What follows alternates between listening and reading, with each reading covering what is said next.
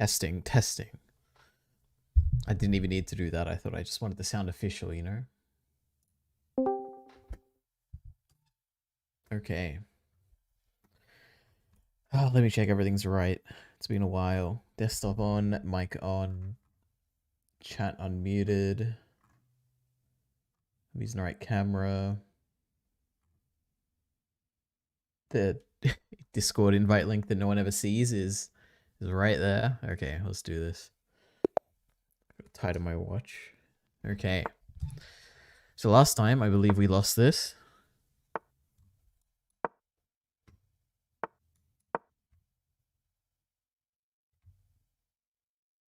So never again. That was our last loss. It's all uphill from here. Yet again, another day where I didn't spend any time thinking of what else I could do instead of chess. I know there's a good answer out there.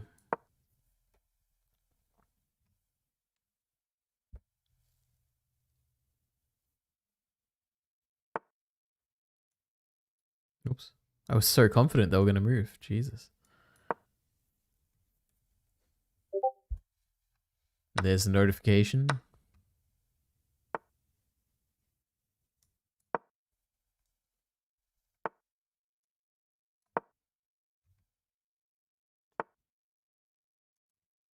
I actually don't know if these streams have an analytic for like where did people come from, like Twitter or from Discord or just the homepage or whatever. Oh my god, Cichlid is here. Did you watch This Is England yet? I absolutely have not watched This Is England yet, but I did just record the March Digest, which is technically uploaded. I think it's processing, so that'll probably go up after this stream here. And Puni Baba is here. Yo Ari, yo Puni Baba.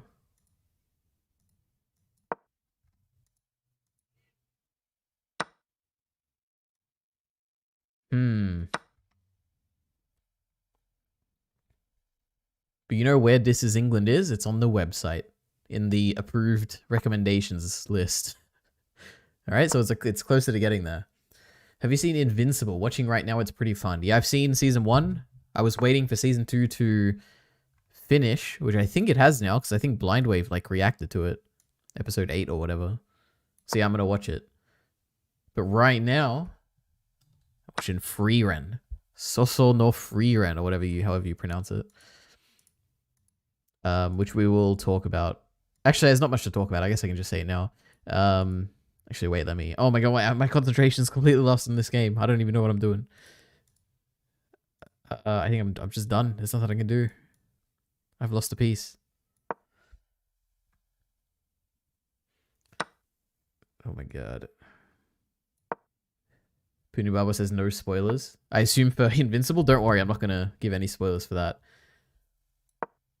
But I feel like it's a very big meme, right? Like the scene, and I'm not gonna say what it is, but like the finale or whatever. I don't know. Season 1. And Heath is dabbing. Welcome. How many episodes are you into Free Rent? Okay, that's the thing. So, okay. With Free Rent, I'm probably gonna do a separate video for it. On Ordinary Ari, just like talking about it. It'll be, I don't know if Puni Bubba's you, because I think I'm certain you've seen Free Rent. I'm sure Heath's probably seen Free Rent. I don't know if Cichlid's seen it. But yeah, I will make a video about it in a similar format to my digest, where I just talk about everything I think about it. I'm thinking of doing the 2 cours, which I think ends at episode 16, as far as I'm aware. The first cour. So I'll probably just talk about my thoughts on that and give like predictions of like where I think it's going to go for the next cour, which is probably going to be pretty bad predictions. Yeah, right now I think I'm on episode like, you know what I'll say? I'll say that I'm 1 watching session away from getting up to episode 16. I won't say exactly what episode I'm on, because that's just going to invite spoilers, I can tell. But yeah, I could get to episode 16 in like 1 night. If I just sat down and watched like, you know, a few episodes, I could get there.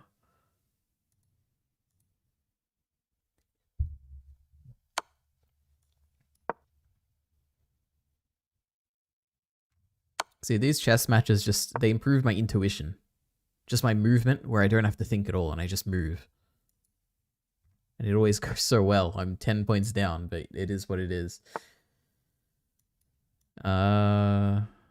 Are you liking it? Now that's the question, isn't it? You'll have to tune into the digest to find out.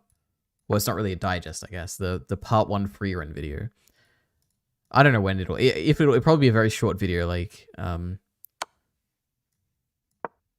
so infer from that what you will. There goes my queen.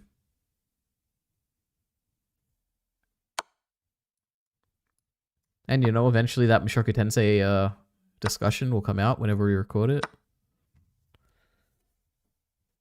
A lot of content coming, you know? My god. Everything except scripted videos. But even those will come eventually, alright? With time, everything is achievable.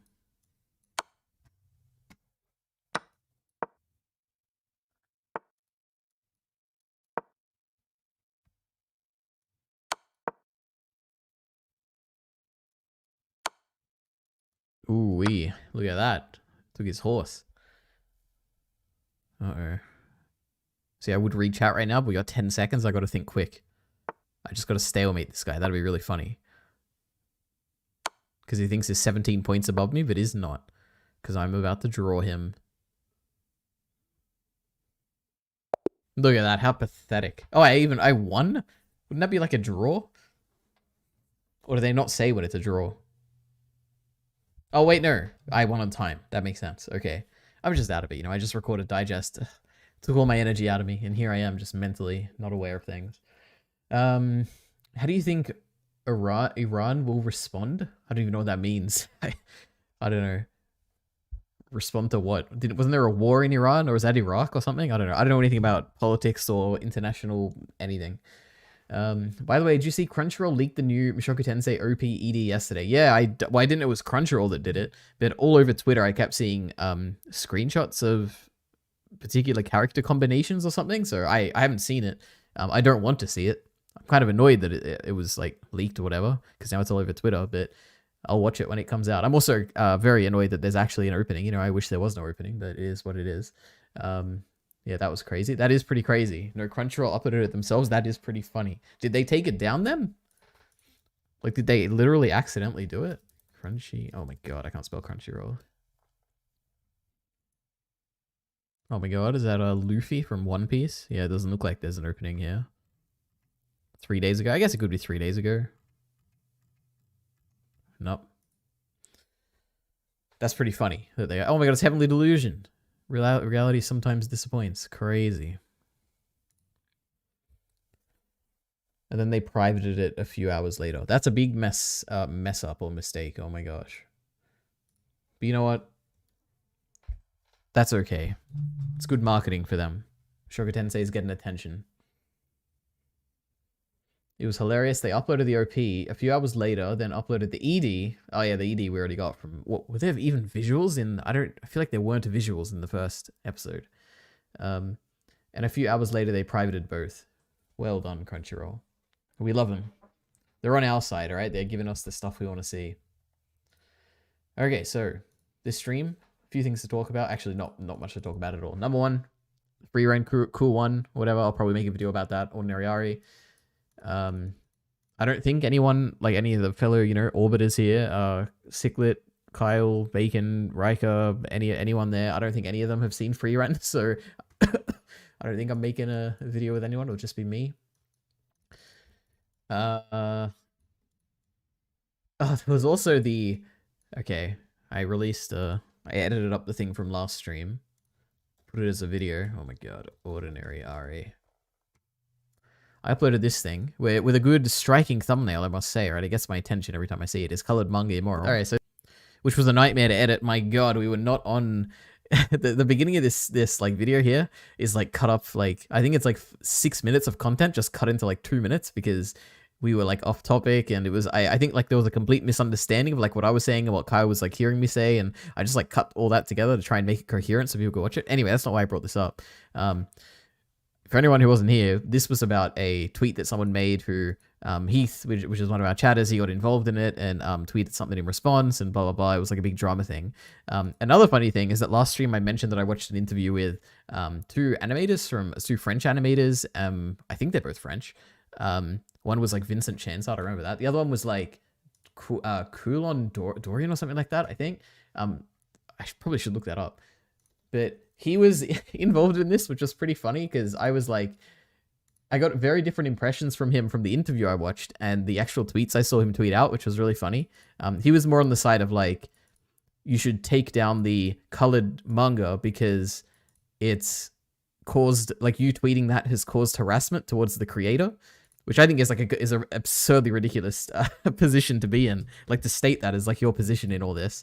But it was just funny, the fact that I mentioned him last stream and saw an interview, and now he's like involved in this as well. I guess it's because I believe he's French, and I think the initial artist who did the colored manga was also French. So that's probably why it's like the whole French anime community or whatever, but that was pretty funny. Anyway. The OP shows everything about... Okay, we'll see, all right? We'll see when it comes out, all right? Since when do you call your friend Orbiters? GG brain rot. No, I just know that eventually Kyle Entertainment, you know, he watches all these VODs, he's going to hear me say that, and he's going to get triggered, because I'm obviously his Orbiter, right? But we'll see, we'll see. I thought it was a real video, but it wasn't. Oh, this? Like the... I did actually think about this when I was uploading this and titling it and doing a thumbnail and everything. I thought, people are going to see this. They're going to see it's 60 minutes long. It's going to be a nice, like, title like this. Like, is colored manga immoral? They'll probably think it's like a scripted video that I'm, like, doing a proper analysis of the morality of this thing. And all it is, in reality, is just this, like, terrible discussion with Kyle about... I mean, I guess it's not terrible, but it's, like, a very simple discussion. No real... We didn't, like, plan it out or anything. So, people are going to be sorely disappointed, I'm sure. What is this? May I spank it? Oh my god. Oh my god, there's a Joker trailer apparently, which I'm absolutely not watching, but apparently people are talking about it on Twitter, you know, as they do. I thought it was a real... It wasn't Kyle's ult in the comments. Wait, was there? In this? Alright, so... Oh, there was a comment, wasn't there? Oh no, this is actually Kyle Entertainment here talking about how... I don't know if it's being ironic or not, but he's defending himself from what he said about Berserk. Or let's listen to this, guys. Berserk promotes rape culture. Good. I mean, good, as that people think. Gee, can you believe he said that? Oh my god, and then he had to come to the comments and defend himself. I'm saying I would be glad if people thought that Berserk was promoting rape culture, because I hate all the Berserk fans and it'll make them mad. Not that the concept itself is good. And then he insulted me, so... Yep. It'd be really funny if I deleted this comment. Wouldn't that be funny? Anyway, this is probably what Heath's talking about here. We have someone who's saying, it's not immoral per se, but it sure is disgusting. And I'm not even talking about fan coloring. Official releases are way worse. They destroy the mass perception of the manga, particularly in the West, where people read stuff online instead of buying physical releases. This happened to JoJo Part 9. Looks awful with the official colors, and all the previous parts are in no way better. See, I read this, and I was like, you know what? It's an interesting perspective. But... I like color. Color good. Color manga good. So I don't really... Yeah, I'm against this guy. But apparently Miller the Killer, he's on their side, alright? Whatever. And that is the Kyle Entertainment point about hating color. Okay. Vincent, Chansard, and Dorian... I don't know how to pronounce these names, by the way, so sorry, I apologize. If they're ever listening to this in the future, I'm sorry. Please tell me how to do it. You know, DM me on Twitter. Follow me on Twitter, you know? But yeah, Vincent, Chansard... and Dorian Kulon. Yeah, those two. I watched that interview. I talked about that last stream. I don't know if you were here, but you could go check that out. I didn't really say much, but it was something I mentioned. Anyway, that's the next thing on this list here. Then we have... There's two things I potentially want to do. One of them is very quick and fun, and I mean, it's not very fun, but I mean, I guess it could be fun. Just some moral alignment test. Now, I don't remember if I actually did this on stream already, so it's very possible that I did it before and I just completely forgot. But I was going through my Twitter bookmarks because I was like, oh, what do I actually bookmark? Like, I feel like I never bookmark anything, but I went through and there were a few things, and this was one of them where I'm like, oh, I guess I intended to do this at some point. Because I think like Natalie X Hunter or something did it. And I was like, oh, that was kind of interesting. The second thing is Kyle mentioned this, and I looked briefly into it, and I thought, oh, this is kind of interesting. It's the naming 100 women thing. Like, I think the goal is... Where's the video I saw? It was like Toast or something, right?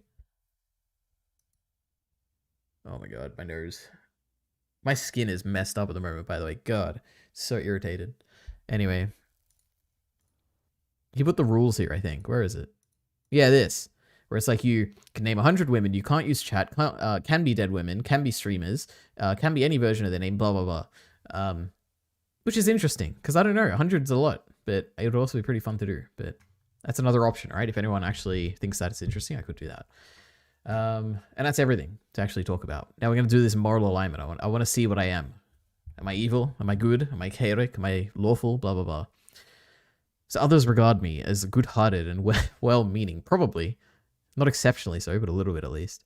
Generally speaking, I'd rather buy myself a little something extra than donate to charity. If I knew money was going to charity and if I could see the effect of the money, then I would absolutely rather donate to charity. But the fact that I don't even know how I would possibly see the impact of that makes me want to buy something for myself rather than donate to charity, I guess. Oh my god, I went back. Wait, next.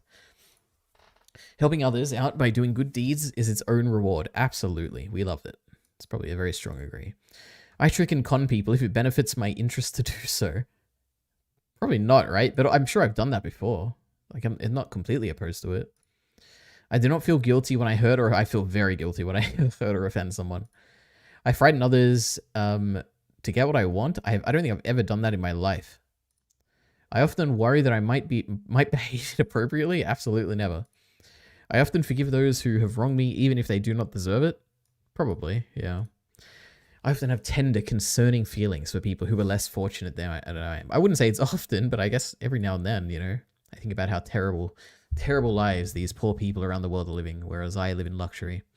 I'm intent on kindness and cooperation. Absolutely, we love it. I feel justified in doing whatever I can to succeed. Not anything, but it's like neutral, you know. I wouldn't do anything evil, but I'm sure there's some things I would do that were like slightly immoral, maybe. When I see others act carelessly, I think to myself that it is a matter of time before misfortune befalls them. I mean, carelessly, yes, I would think that if I saw people do that. I am not upset as others when someone dies. Absolutely true. I really do not care, all right? I think like 99% of the time. I usually can't be bothered to help those in need. I would like to help them if I could see how it's going to help them. I keep track of sensitive information that can be used to hurt people at a later date. Absolutely not. Even if I were trying hard to sell something, I wouldn't lie to get my way. That is very true, because if you lie to someone about selling something, they're not going to be happy about it, and you want your customer to be happy, so I would never do that. Cheating isn't justified because it's unfair to others. Well, yes, cheating isn't justified, I agree. However, it's not because it's unfair to others, but depending on the context, it's not even helpful for you, right? Like, if the goal is to learn something and you're like cheating on a test or something, that's kind of useless. But it's also unfair to others, so I don't know. I said it's probably true. I have an excessive need for stimulation and am prone to boredom. Not true. I only obey those laws and rules that seem sensible to me. Absolutely not. I obey every single law. Like, I'm one of those people who... It's like 3:30 in the morning at night, and you're on like this really like rural road in the middle of nowhere, and there's a traffic light, and the traffic light for the pedestrians is red, and there's no cars. You can't hear a single car. Like, there's no car for like 10 kilometers. I will wait there and wait for the pedestrian light to turn green. I will sit there for 5 minutes if I have to. I am that type of person. Right? I obey every single law that is out there. I am often worried that my actions are deserving of criticism. I don't think so. I wouldn't be tempted to use counterfeit money, not even if I was sure I could get away with it.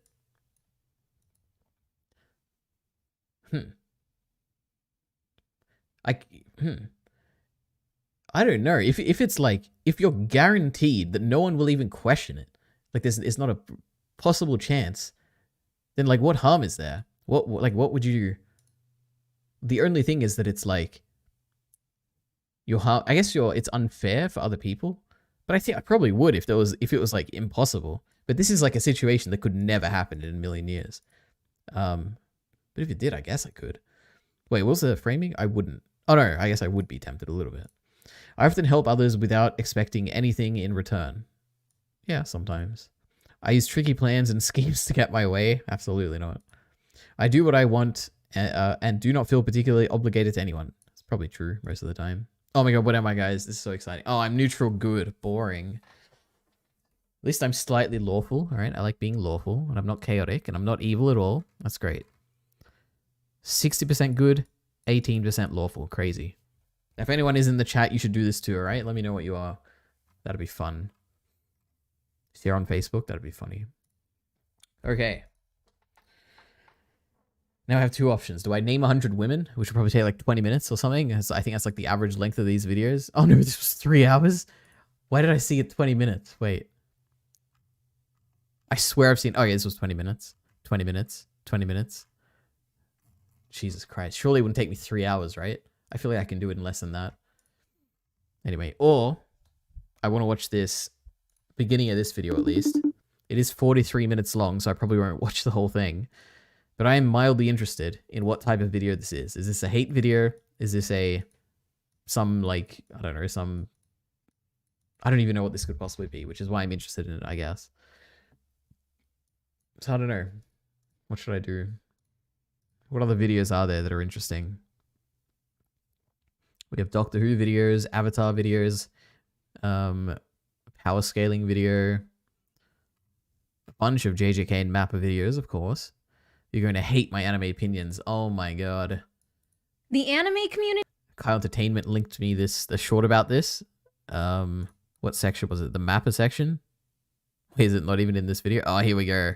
Play fetish. Why do most of the girls have outfit changes with their powers, huh? Mappa ruined a lot of anime adaptations by calling dibs on everything. Okay, this isn't a ridiculous opinion, but I get where you're coming from. Studio Mappa has kind of become the most notable animation studio within the past 5 years, and the term the Mappa effect has kind of gotten popular, especially after Chainsaw Man got released.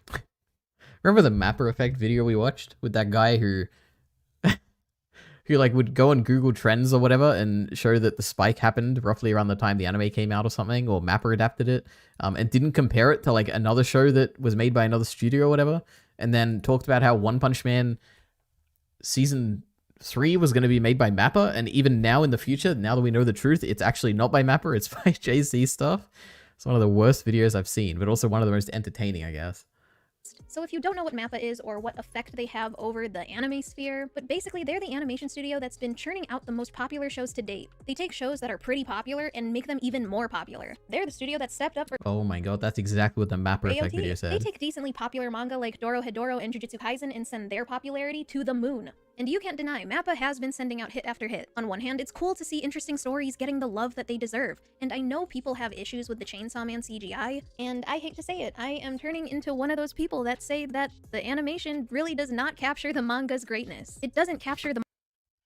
That's crazy. To think that the Chainsaw Man anime just is bad because of the animation. To me, that's like wild. manga's grittiness. I'm not against CGI in anime. I loved Beastars, and it's just, the art style is just pretty different from what I thought it'd be. But other than that, they're not really changing it from the manga. And that's the thing with great manga. These stories can probably just live on their own regardless of who's animating it, as long as it stays true to the source material. But it's also a fascinating concept that we could have been robbed from like a Madhouse adaptation of Chainsaw Man. But to go as far as ruining adaptations, I wouldn't say so. They clearly know what they're doing. I just want them to treat their animators right. Stop overworking them, give them good pay. The Mappa effect... Sorry. It's just like, it's just so funny. It's like this, it's the same thing with like the Nicholas Light thing. I don't know why. Like, I feel like this should be like a soundbite on the stream or something. Their animators right. Stop overworking them, give them good pay. The Mappa I don't know why. It's just so funny to me. I don't know why. Anyway. effect has been talked about with other creators. Because I just feel like when someone says something like this, doesn't show any of their research or whatever, it just feels like they've seen something on Twitter, they haven't looked into it themselves, and they're just parroting an opinion. So the only thing they can say is like, stop overworking them, give them good pay, and it's like, okay. Their animators right. Stop overworking them, give them good pay. The Mappa effect has Anyway. been talked about with other creators that are more well-researched, but yeah, they More well-researched. Surely this isn't the Mappa effect video we watched, right? keep churning out successful stuff, which makes people... What was the one we watched? The Mappa effect. Because that was one of the worst researched videos I've seen in my life. Wait, is it effect with an E? Was it this one? With the release of It had like a scrunched like paper, right? Yeah, it was this one. Right? Wait, you talking about One Punch Man or something? Wait, The last episodes of Attack on Titan, which are set to release sometime in October.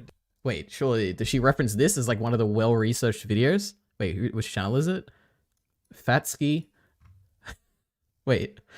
Oh my god, it is. kind of ignore Like, I don't know if she like went and watched this video and thought it was like a genius video where he made like some insight, or like maybe she just like Googled like, or maybe her editor, I don't know if she edits her own videos, maybe the editor just Googled Mappa effect and put on screen like the controversy that comes with don't it. know. Like, in the span of 10 months, they released Chainsaw Man, Hell's Paradise, Jujutsu Kaisen Season 2, Vinland Saga Season 2, and Attack on Titan is back next month. The animators over at Mappa are definitely getting overworked, and that's gotta get handled. True. They get overworked because they make a bunch of stuff. Isn't that crazy? That's evidence of overworking. but whatever. Other than, I know I'm being a bit critical here, but I like this person's videos. I've seen, what have I seen? Was it the Gojo one or something? There was one which I thought was really funny. Or like, I like the style of it. Like, this looked really good, right? Okay, so Like having a projector in the background or something. This is real. I really like the style of their videos. I guess I was just surprised when Kyle taught, like, he linked me a short version of it, but when I saw this video, I expected this to be like a really large channel, which I guess it is kind of, like 53k views. I thought they'd have more like substance to the section where they were talking about Mappa. I don't know. That's just what I thought about it. Anyway, I wasn't prepared to talk about this, right? I'm just giving out all my thoughts. Anyway. It reminds me of JJK reaction videos. Yeah, I guess, like at the beginning or at the end where they're reacting to a video, like they're profiting off the actual, you know, abuse of the workers that they claim to be happening, which and then at the end they're like, guys, Mappa didn't cook this episode. It was the animators, all right? So give them good pay, blah blah blah. Anyway, they have to give an obligatory prayer for the staff because before watching the episode. Yeah, I guess that's what I was saying. Yeah. And what you were saying before me. Oh my god. They're not getting overworked because they're all leaving. Are they? Are they all leaving Mappa? Lee Cree, she went back for 2 projects afterwards. That's really interesting. I guess she's an outsourced person though, so I wonder what percentage of, I'm sure this is a stat out there. What percentage of like JJK's production was outsourced people in terms of like the number of man hours that were on the project, not like the number of employees or anything. Anyway, God, my nose is terrible. Anyway. Mappa, am I right? I can't believe I just got dragged into another Mappa. How did I even get there? Oh yeah, because it was on my list here. Anyway, we're going to add sound bites to this stream. Is that going to be our first soundbite? That'd be really funny. We can have like a donation, like set it off or something. Or if we get enough like upvotes in the chat or something, I don't know. Lee Cree was on the latest episode of Mushoku Tensei. That's cool. Should probably be in the credits, right? I should search for her. That's awesome. Anyway, I guess now we watch the beginning of Apple's $3,500 nightmare. Now, I think I'm probably going to watch like 3 minutes of this and turn it off because I'm sure it's not exactly the video I'm hoping for, but I'm very interested because to me, the Vision Pro, which is Apple's basically AR VR headset, in my mind, it's obvious that this is the future of communication, like face-to-face communication. This is obviously the future direction of like work or whatever. Like I even talk about it on here, like in the About page, I think.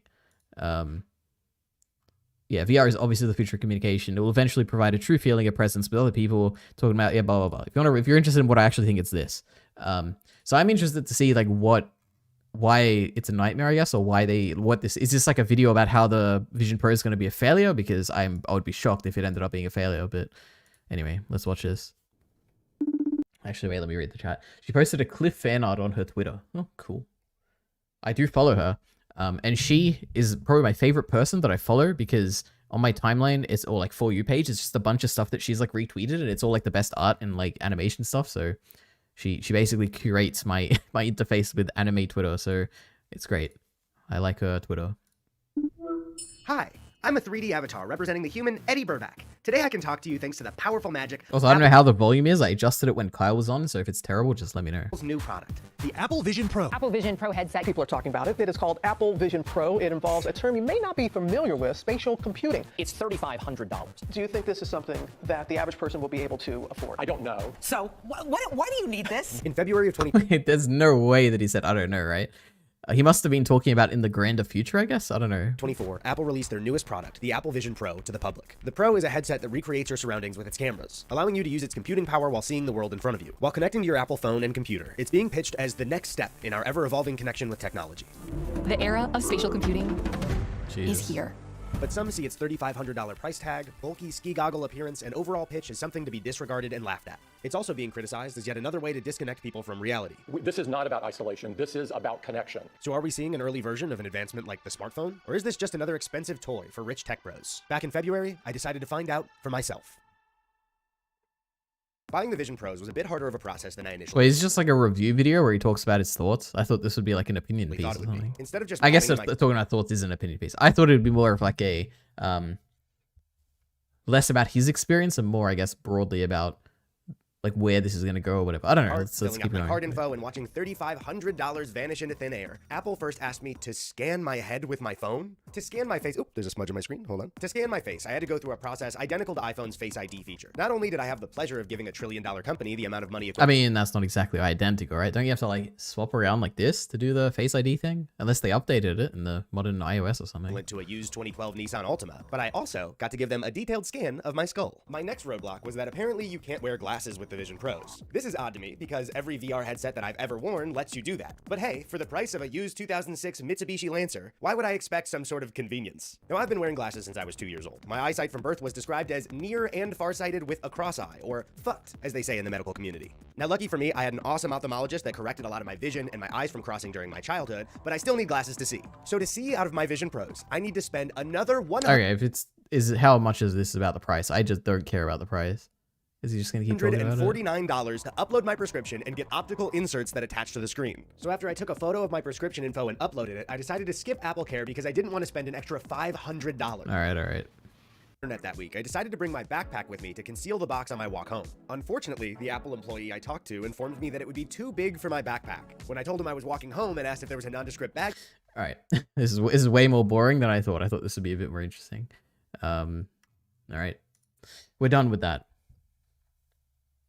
Which leaves us with either watching videos or naming 100 women, all right? I don't even know if I could do this, all right? Oh, what is this? Oh, I thought I deleted all this. All right, well, new document. Oh boy. Do I really want to do this? Do I want to spend the next like half hour just doing this? And then I have to like time it or something? I don't know. What is the fun in even doing these streams? What am I meant to be doing? What is the point of streaming? Why do I react to videos? Why do I make videos? How are the videos I made going? That's the real question. 110 I think this one's getting a lot of views. Maybe Sugar Tensei 1 got quite a few views. This, I think Dragon Ball 1, one person here is not a fan of me. Tell me you don't know anything about Dragon Ball and power scaling without telling me you don't know anything about Dragon Ball or power scaling. True. Oh my god.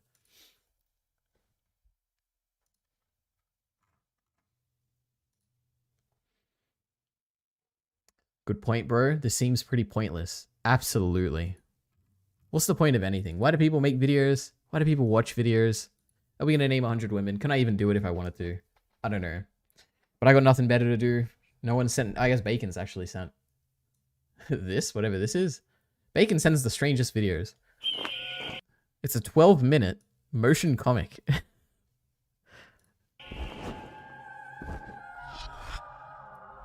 Berserk. The following is a fan-based adaptation. Berserk is owned by Haku Sensha, Young Animal, Dark Horse Comics, and Kentaro Miura.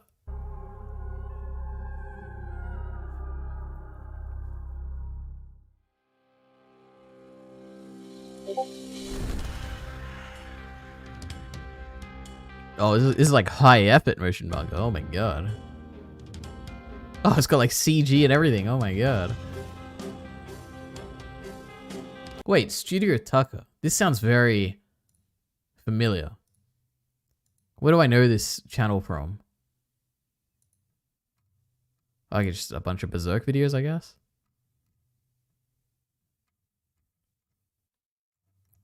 I don't know why, but I recognize this name.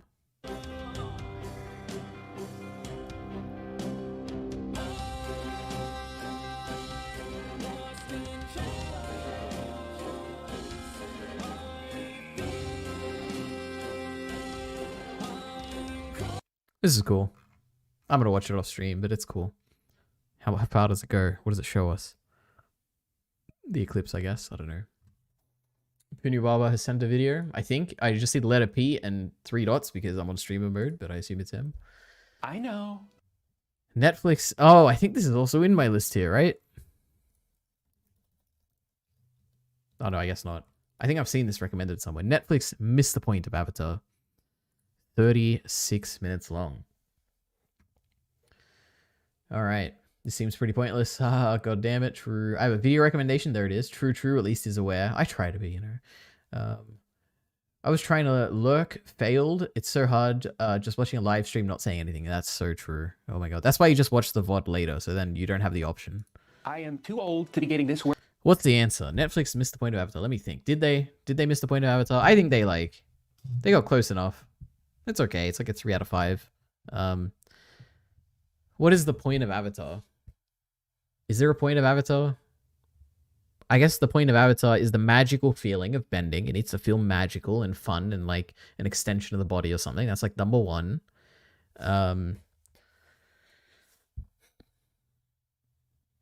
Is there anything else that you really need beyond that?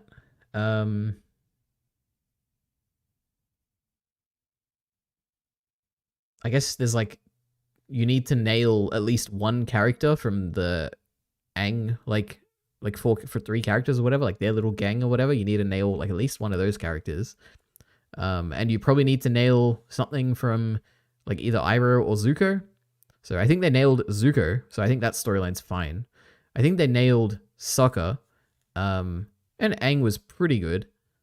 So I think it's alright in that regard. The action was great. I don't know. Worked up over a Netflix remake. Like, I wonder what is going to say they missed. The tone, maybe? I don't know. Cartoon that came out when I was 11.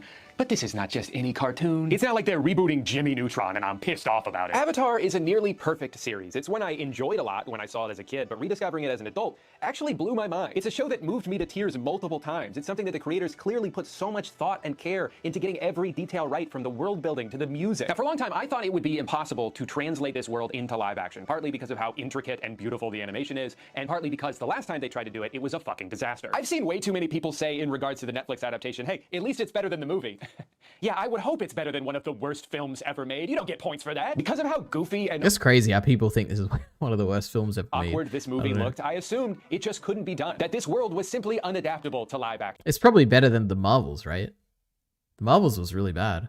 I don't know. And in a lot of ways, Netflix proved me wrong. This show looks probably as good as a live-action Avatar could. I mean, nothing will ever truly compare to vibrant and fluid 2D animation, but the VFX team that worked on this did a really good job of making something that very easily could have looked dumb as shit look pretty realistic.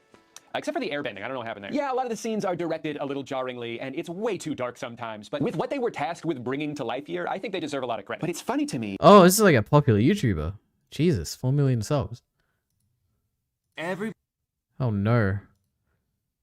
That means they have an audience, and they're speaking to their audience that they assume is in on all the jokes and stuff. Wait, what types of videos have they made? Okay, I don't know any of these. Well, is this like someone who was way more popular back in the day or something? I don't know, they still get a lot of views. I don't even know what type of content this is. This is like a commentary channel? They're talking about everything. Crazy. That Netflix nailed the part that I thought couldn't be done well and messed up all of the stuff that should have been a slam dunk. Let's start with the pilot, because I started writing this video 10 minutes into the first episode. The pilot condenses the Let me just say, the pilot, probably the second best episode of the season. It was really good. I liked the pilot a lot. first 3 episodes of the animated series into one premiere, which on paper works really well. The end of episode 3 really is where the prologue ends. We've established the world, we've introduced the characters and a little bit of their backstories, and they're literally flying away from their past as they venture forth onto their journey. And while the very beginning of the show doesn't quite reach the heights that it eventually will, I think this is all paced really well and does a good job of doling out enough information to explain what's going on, while still having the restraint to hold on to some things that can be revealed when the time is right. We open on 2 of the 3 main characters, Sokka and Katara. We learn that they're siblings who live in the Southern Water Tribe. Katara is a waterbender, Sokka is not. He belittles her ability, they bicker for a bit, it escalates, and then Katara waterbends so hard that a 12-year-old bald kid falls out of an iceberg. Wait, that's not just any bald kid, that's the Avatar. No one's seen him in 100 years, what the hell? No time to stop and explain everything though, because they have inadvertently alerted a nearby Fire Nation ship of their presence. This is Prince Zuko and his uncle Iroh. They've been banished from their home and sent on a now 3-year quest to find the Avatar, a quest that may just be about to end. Some chaos ensues, a fight breaks out, but ultimately with the help of his new friends, Aang is able to escape Zuko, and the 3 of them fly into the sunset. Now that brings us to episode 3, and there is still a crucial piece of information that the showrunners have not yet revealed revealed to Aang because they're waiting until the right moment. The gang heads to the air temple that Aang grew up in, a place where Sokka and Katara know is probably filled with dead airbenders, but they don't have the heart to break it to him. He's so cheerful and excited to just show them where he used to play with his friends. How do we tell this kid that everyone he knew and loved was murdered by the Fire Nation? Instead, they try to cheer him up and keep him distracted. We see a flashback of Aang's former life. He's talking to his friend and mentor Gyatso, someone who we can tell he clearly cared a lot about. Aang talks about how overwhelmed he is at the thought of being the Avatar, and Gyatso assures him that everything will be alright. We cut back, they keep exploring for a bit, they find Momo, a little pet to go with their big pet. Things are going great until... oh shit. Firebenders? They were here? Gyatso. Oh, man. Come on, Aang. Everything will be all right. Let's get out of here. This is a really important scene for the beginning of a Nickelodeon show that up until this point has been pretty lighthearted. Seeing your main character, who's just a kid, find out about the death of his entire people and then freak out and have to be calmed down by his friends, it's a really powerful moment that can only happen because the writers held on to this reveal until the time was right to reveal it. So now let's talk about how... Do you think there's actually people who like get emotional watching this Gyatso thing for the first time? Like, I can understand if you're rewatching the show, especially if you're older, like rewatching it with more context and stuff, getting emotional, because I would find it emotional. Oh, Aang, all these people are dead or whatever. I just don't feel like if it's your first time going through, if you would care at all about like Aang or the airbenders or anything, like enough to cry, like watching it, you know? I don't know. Netflix handled the pilot. Instead of starting the show on our main characters, we open on an epic chase. This is streaming, baby. We gotta put a fight scene within the first 10 seconds or people are gonna turn it off and go watch Love is Blind. If you don't brutally murder someone right now, I'm taking my ass to free. But you know what? I'm fine with this cold open. I understand you're just trying to grab people's attention, and a quick little action sequence that shows how ruthless the Fire Nation can be is not the worst way to do it. But it should have ended here. You say this line. This isn't about the airbenders. This is about one who lives among them. But the Avatar is yet to be revealed. Which is why we have to kill them all. And then we cut to present day to the three main characters, similar to how the cartoon did. I actually think that would have been a really effective opening, because if you've never seen the show and you just watch the Fire Lord say, we gotta kill all the airbenders, and then you cut 100 years into the future and you... This is another... I hate this. I hate when any video does this. It's like a what if scenario. Like, what if instead of like adapting the show the way we did, what if we instead like got rid of this scene or whatever? It'd make it better. I don't know what to say. Like, maybe it would, maybe it wouldn't. I have no idea because I didn't see it. Like, I don't know, having the scene with the... like showing the death of the airbenders, it was cool. Like, I liked it. Cool action. You see that, like, I don't know. It's just cool. Like, I like watching it. I can't put my mind in the position of someone who's watching for the first time. Like, what would they think of it? I have no idea. My only like reference is like my mum, who I watched, I think the first like 3 episodes I watched with her. And she doesn't know anything about the original. And she really, like, she was emotionally invested, like, right from the beginning. So I guess that's, like, my one anecdote of, like, people did get emotionally invested and were sad when Aang was, like, with seeing Gyatso, even though it was at the beginning of the episode and we actually visually saw it or whatever. But I don't know how you could possibly, like, do this type of criticism. As someone who's seen the show and cares about it a lot, how could you then be like, well, it would have been more emotional if we didn't see the stuff that we already knew happened? Like in the original. I don't know, it's like, it's strange to me. You see an airbender that survived, you'd probably be like, how did that happen? I'm gonna stick around to find out. Instead, we come back from the title sequence and we're still in the past on the day of the aforementioned invasion. I guess we're just gonna do the whole show chronologically, lest anyone be confused. We meet Aang and Gyatso and see them stand and talk for a while, and then we get to watch some people sit and talk for a while, and we cut back to Aang and Gyatso, and they do more standing and more talking, and then Aang flies away and a whole bunch of murder happens. Oh my god, so much murder. I'm talking several uninterrupted minutes of murder, because remember, this is a show for grown-ups. Cartoons are for babies. We got a bunch of dead bodies in this one. What's crazy to me about this entire sequence is that while they're so insistent on showing something that I honestly think had more emotional impact to just see the aftermath of, they make no attempt to... Okay, I actually completely disagree with this point. If you're speaking as someone who's seen the show before, which this person is, and is critiquing the show for that, I think it is more emotionally impactful to see a scene that we haven't seen before and to feel the emotions of the airbenders dying than it is to reenact a scene that we've already seen the original, that was emotional in the original, and just get a recreation live action. I think if you want to capture the emotions of the airbenders dying and how sad that is in a live action adaptation for the fans who've already seen the show, I think it's better to actually show it and feel the emotions there than have to recreate the emotions that people are already familiar with from the show. So I very much disagree with this point, but let's see what he says, I guess. To show us any aspects of Aang's personality. I mean, don't get me wrong, the writers take the time to explain Aang's personality to us. He and Gyatso tell us all about him. I know who I am. I like to play airball and eat banana cakes and goof off with my friends. That's who I am. I feel bad for this kid. that was not a good line, by the way. I hated that line. Anyway. Because he seems like a very good actor, but the writers keep giving him lines that make it sound like he's a... Okay, this is another thing I talked about in my digest, which is that I can't tell if the actors are bad at some points, like for instance, this scene here, like if it's just bad acting, or if it is the director who is not asking for another take, and another take would have been great. Who do you blame there? Do you blame the actor, or do you blame the director? Or do you blame the whole situation of like not having enough budget to like do extra takes or something? Like, I don't know who you would blame here. I assume this person's going to blame maybe the writer, maybe the director, I don't know, but you could easily, like, I don't know who to blame. Like, who do you blame in that situation where everyone, it's like, it's the performer's fault, but it's also the fault of the person not getting another performance out of them, you know? I don't know. about to burst into song. Monks don't even trust me to feed the baby bison, and I'm supposed to save the world? Why can't I just be a kid? But this isn't even the worst example of tell, don't show that they do in this episode. Remember I hate this tell, don't show thing, all right? Bacon says it a lot, all right? Bacon's wrong, all right? It's the one thing I disagree with Bacon on, except for Hunter x Hunter. I very much disagree with him on that. Tell, don't show, like, it's not like a universal thing. You can't just say, like, tell, don't show. He doesn't say, put Bacon out of your mind, all right? If you're listening right now, Bacon has his own thing on it. He just likes it. But there's a lot of people out there who say that always telling is worse than showing. I just don't think that's the case. I think sometimes, I just think it's like a neutral thing. Sometimes it can be used good to show things instead of telling. Sometimes it can be used good to tell things instead of showing. Did I just say the same thing twice? I don't know, whatever. I told you about how Aang finds out that all the airbenders are dead, how he stumbles upon the corpse of his former best friend, surrounded by all of the firebenders it took to take him down. Here's how they do it in this show. Most of them had just arrived for the Great Comet Festival. The Great Comet Festival. The last time that the Great Comet was seen in the sky was 100 years ago. Someone just tells him about it. Everyone in the village knows this story. But you don't, just as you don't know that airbenders haven't been seen in generations, and that the Southern Air Temple was the first to fall, because you've been trapped in that ice this whole time. Gran reads out loud the entire opening theme for like 2 straight That is true. This is also a pretty weak part of this opening episode. While he has to just sit there and give reaction faces before running out of the room crying. And he's sad for like 10 seconds and then everything is fine. No time to mope, buddy. You gotta do another walk and talk. This is infuriatingly bad writing. You took one of Aang... I don't know, maybe I'm forgetting.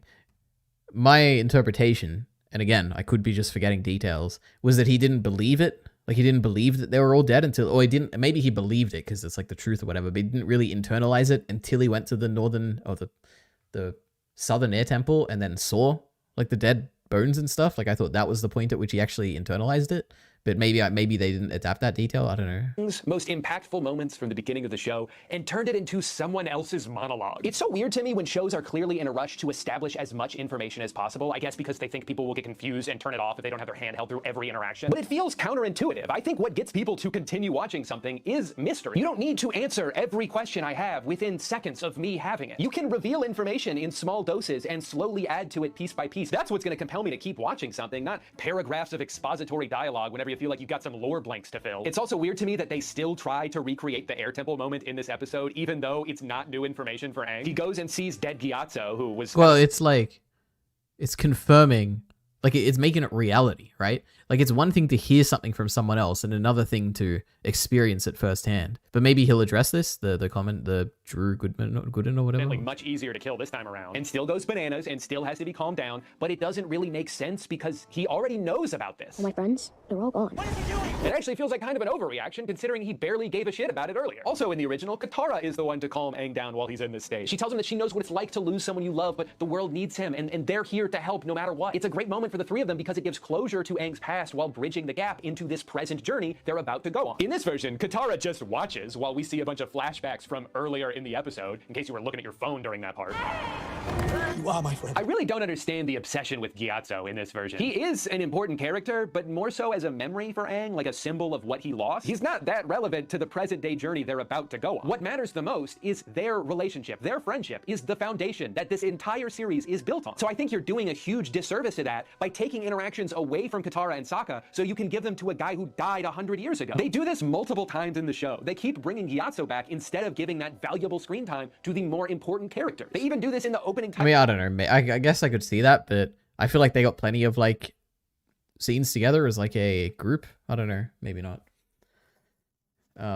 Finn Binlay is here saying hi. Hello, Finn Binlay. Title scroll in the pilot episode. In the original, Katara is the one who does this voiceover, which kind of establishes the show as being from her point of view. And the very iconic lines she says at the end. I believe Aang can save the world. actually tell us something about her. They tell us that she's optimistic and believes in her friends no matter what. So they actually managed to add characterization into a sequence that is at its core exposition. It's a very efficient use of dialogue. In the remake, they take this away from Katara so they can, again, give it to a character who died 100 years ago. And that's not even mentioning the fact that everything that's said in this version of the title sequence gets repeated multiple times throughout the episode. It's a very inefficient use of dialogue. The Avatar, the one person with the ability to master all 4 elements. The Avatar, the next master of all 4 elements. Only the Avatar, the one person who can master all 4 elements. Only the Avatar, master of all 4 elements. But when the world needed him most, he vanished. When the world needed the Avatar the most, he vanished. Episode 1 shouldn't feel as rushed at the end as it does. It's roughly the same runtime as the 3 episodes it's adapting, so it's not that they didn't have the time to... You know what's crazy? Like, I don't think I've agreed with a single point he's made here, but I also am, like, I'm not the biggest fan of this, like, Avatar show. I gave it a 3 out of 5. Like, I think there's plenty wrong with it. I just don't think any of this, of like what is brought up so far, is any of this is an issue at all. It's crazy to me. Like, is this really the reason why people don't like the show? Because of like telling, not showing, adding the scene at the beginning with the airbenders? I don't even know what the criticism was for this. I guess he said that Katara not calming him down was an issue. I don't know. Like, these are so minor things that don't bother me at all, really. This is like crazy to me. Well, you know, he says, well, you know, Katara and Aang can't have too much interaction because obviously they're going Zutara for the adaptation. True. Oh my god. That'd be really funny if they did that. But that's absolutely not going to happen. Anyway.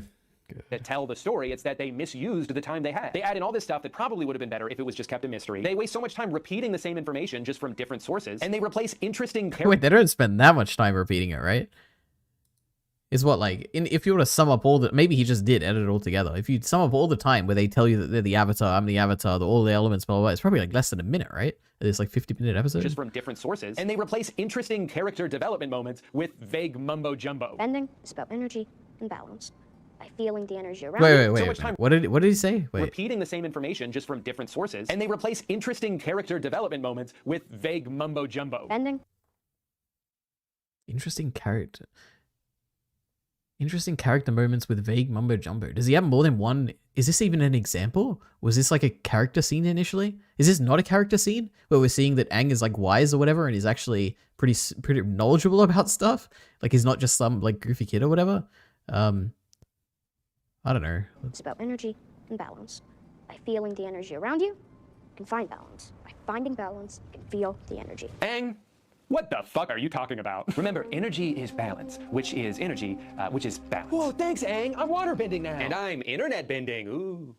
Sorry about that. This portion of the video is sponsored by Opera, the faster, safer, and smarter way to browse the web. If you wait, you know what? I can't skip. I was gonna skip it, but you know what? We got it. We're using this video. We're gonna. Because most of my job is writing, and while I'm writing, I like to have 97 different tabs open for every thought that pops into my head. A really cool thing I can do on Opera is sort my tabs into islands. So when I want to shift gears away from my 25-minute Amazon journey and back into working, I can just click one button, hide all of that, and now I'm not thinking about it anymore. It's a super helpful tool for visually organizing my time online. Opera has a free ad blocker built into the browser that you can toggle on and off with one click, which is great for those websites that yell at you when you have one and you need to quickly pretend that you don't. There's a built-in music player on the sidebar that works with all the big streaming services like Spotify and Apple Music. And it's great for when I'm working on my laptop and don't have a second monitor. I don't need to open a separate window just to change a song. You can also use a sidebar to go on Messenger apps or scroll through social media. And I think it's really cool that when I'm watching a YouTube video, it'll automatically move it to the corner of the screen when I open up a new tab. If I'm not multitasking at all times, then what is even the point of having internet access? Upgrade the way you browse the web. Download Opera for free using my link in the description. Thank you to Opera for sponsoring today's video. Now, before I continue just getting mad about every single aspect of this show, I do want to answer a more general question of like, what should we expect out of an adaptation? Because it may sound like I'm trying to say that this should have been a one-to-one recreation of the original show, when that is not the case. You can and should be able to change things. Why even bother spending all this money to make something that looks worse if it's going to be exactly the same? But those changes need to enhance the story. They can't be at odds with the spirit of the show or fundamentally change a character.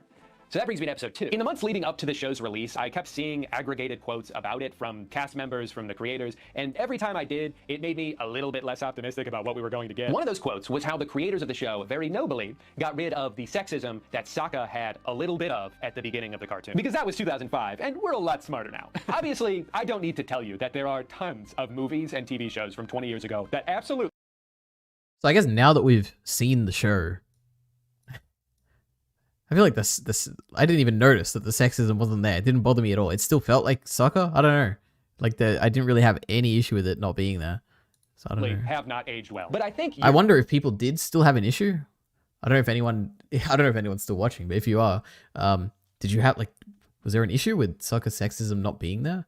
It didn't really feel like it. That it bothered me at all. Missing the point if you try to lump this show in with those. Sokka is an overconfident but misguided teenage boy who grew up isolated from the rest of the world, where he has been tasked with being the sole leader and protector of his entire village. As a result, he begins the show with a pretty dated sense of what men and women should be expected to do. He's constantly making belittling remarks to his sister, he meets the warriors on Kyoshi Island, and is relieved to see that they're just girls. Here's the thing, though. The show is not glorifying his behavior. In fact, they're very much doing the opposite. Oh my god, it's a Mushoku Tensei video essay argument.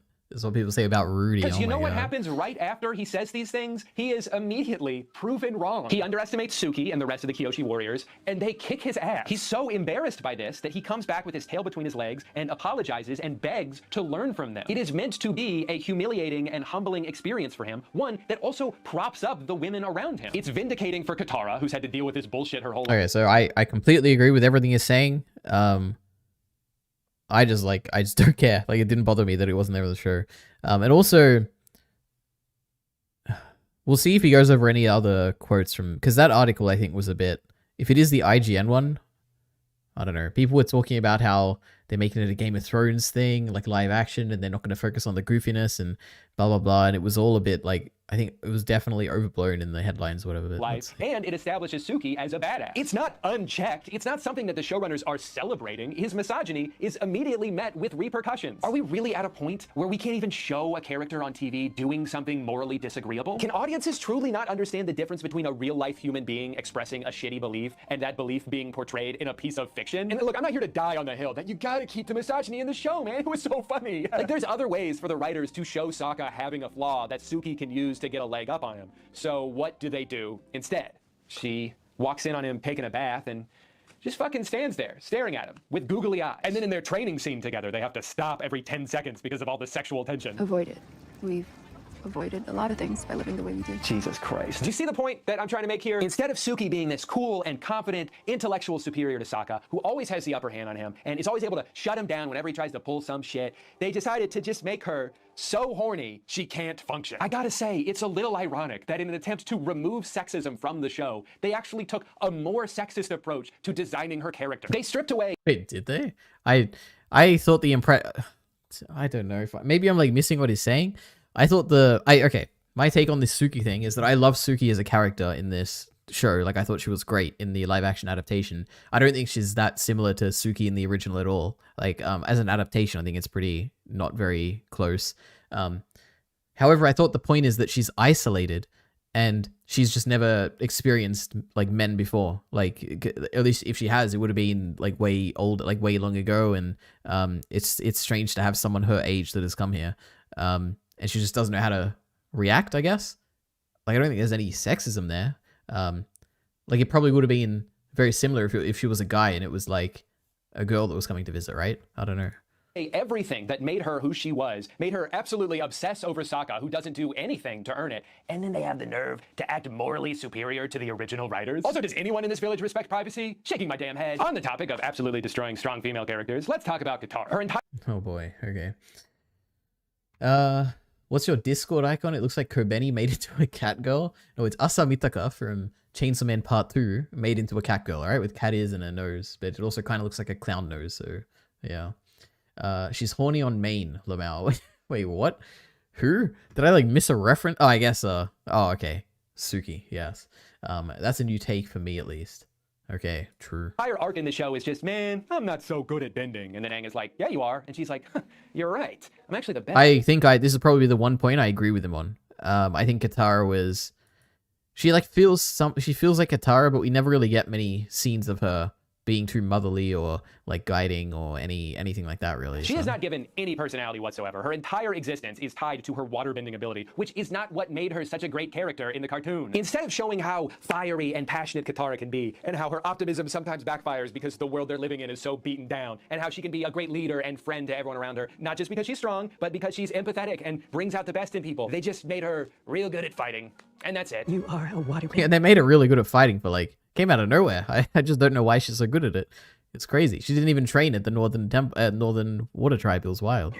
That is who God, those last two episodes are so bad. you have always been. and always will be. And she doesn't even need any help because she's so talented. Always has been, in fact. I wasn't even really trying. It's just not an interesting choice when compared to how the original show handled her growth. Yeah, I they had this great completely episode early agree. on where Katara gets jealous of Aang because he's the Avatar and everything just comes so easily to him. But what this showed about her character... God, why did they make it so that Aang doesn't, like, this episode I think was so important. Just not even, you don't even have to do this whole episode. Just have Aang learn other elements. Like, it's just like a subtle thing you have to do. Why did they not do it at all? Why is he only doing airbending? I just don't, I hate it. Desperately wants to be good at waterbending, will go to great lengths to be able to do it, and has to work Like, he's the Avatar. That's what makes him special, you know? Show a little bit of that specialness, you know, throughout the story. twice as hard as Aang. So when we get to the end of the season and she does surpass him in skill, we know it's because she worked really hard to get there. And that is more admirable than her just being handed this power. I mean, literally handed. Gran just gives her this scroll that in the original show, she went to great lengths to steal. For Katara, her main motivation in season 1 is to get to the Northern Water Tribe so she can find someone to teach her waterbending, something she's always wanted but has never had access to because she's always been the only waterbender in her tribe. And then they finally get to the North Pole, and I guess she doesn't actually need that because instead of asking Paku to train them, she begs him to let her fight. First of all, why are you asking permission? He's not going to stop you. Just go do it. What, is he going to follow you around and tie your hands behind your back as you're trying to fight the fire? Just go fucking do it. But the point they're trying to make is that she... Well, I think she wants to be integrated into the proper, like, formation. She doesn't want to get in the way, right? I think that's what's the point. She's so powerful, she doesn't even... But also, I completely agree with this. The whole Northern storyline of this, like, Avatar thing was absurd, I think. Someone to teach her. Okay, well then why didn't she just go defeat the Fire Lord herself? She has this line at one point where she's like, "We need you, Aang. I need you." No, you don't. You don't seem to really need anyone. The fact that everything comes so easily to her makes it so there's no payoff at the end. It makes this line... You found a master, haven't you? You're looking at her. Kinda dumb, actually. All you did was read one scroll that your grandma gave you, and now you're a waterbending master? What a journey, huh? This story will be told for generations. They gave her zero depth in this show, and it's really frustrating. You may notice while watching the show that Netflix seems to have a fear of giving any of the main characters an unlikable trait. God forbid any of these children ever make a mistake or have a redemption arc. They need to start the show already perfect. That is such a boring way to write your characters. It's also a huge disservice to your actors by giving them nothing to work with. One of the foremost characteristics of Aang early on in the show is that he's still just a kid. He's a 12-year-old boy who has been given this overwhelming responsibility of saving the world. It's something that understandably scares the shit out of him, so much so that he runs away. That's how he ends up in the iceberg for 100 years. It's the inciting incident of the entire show. That guilt follows him, and it's a really important part of his growth. But Netflix seemed to be so concerned with having their main character make an incorrect decision that they changed the reason for him flying out into the middle of a storm to him just going for a stroll. You're right. Just need to go over things always make more sense. He wants to clear his head because of the responsibility of becoming the Avatar, right? I gotta go up where things make more sense. The ground ain't so good for thinking. Don't worry, guys, it was just an accident. He wasn't avoiding responsibility because he's a child who wasn't ready for it yet. He was just getting some fresh air.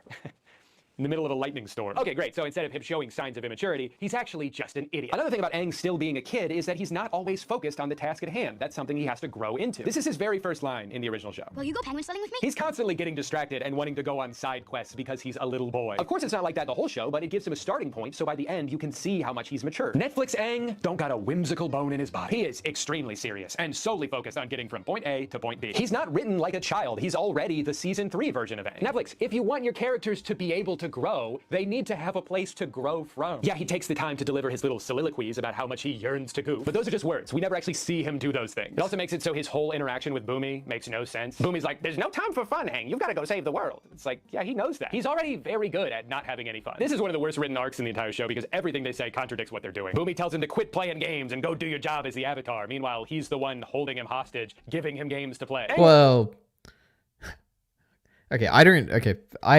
if anyone has watched my digest where I talk about Avatar, I don't like Boomy in this. Like, I think they completely failed Boomy. I think it's one of the worst adaptation character or worstly adapted characters that they did. However, in fairness, which I don't want to be fair to this, but I have to be, I guess, which is that Boomy is not happy at Aang. As far as I remember, Boomy is like, it's like a punishment. It's not really a punishment. It's like, he's mad at Aang here.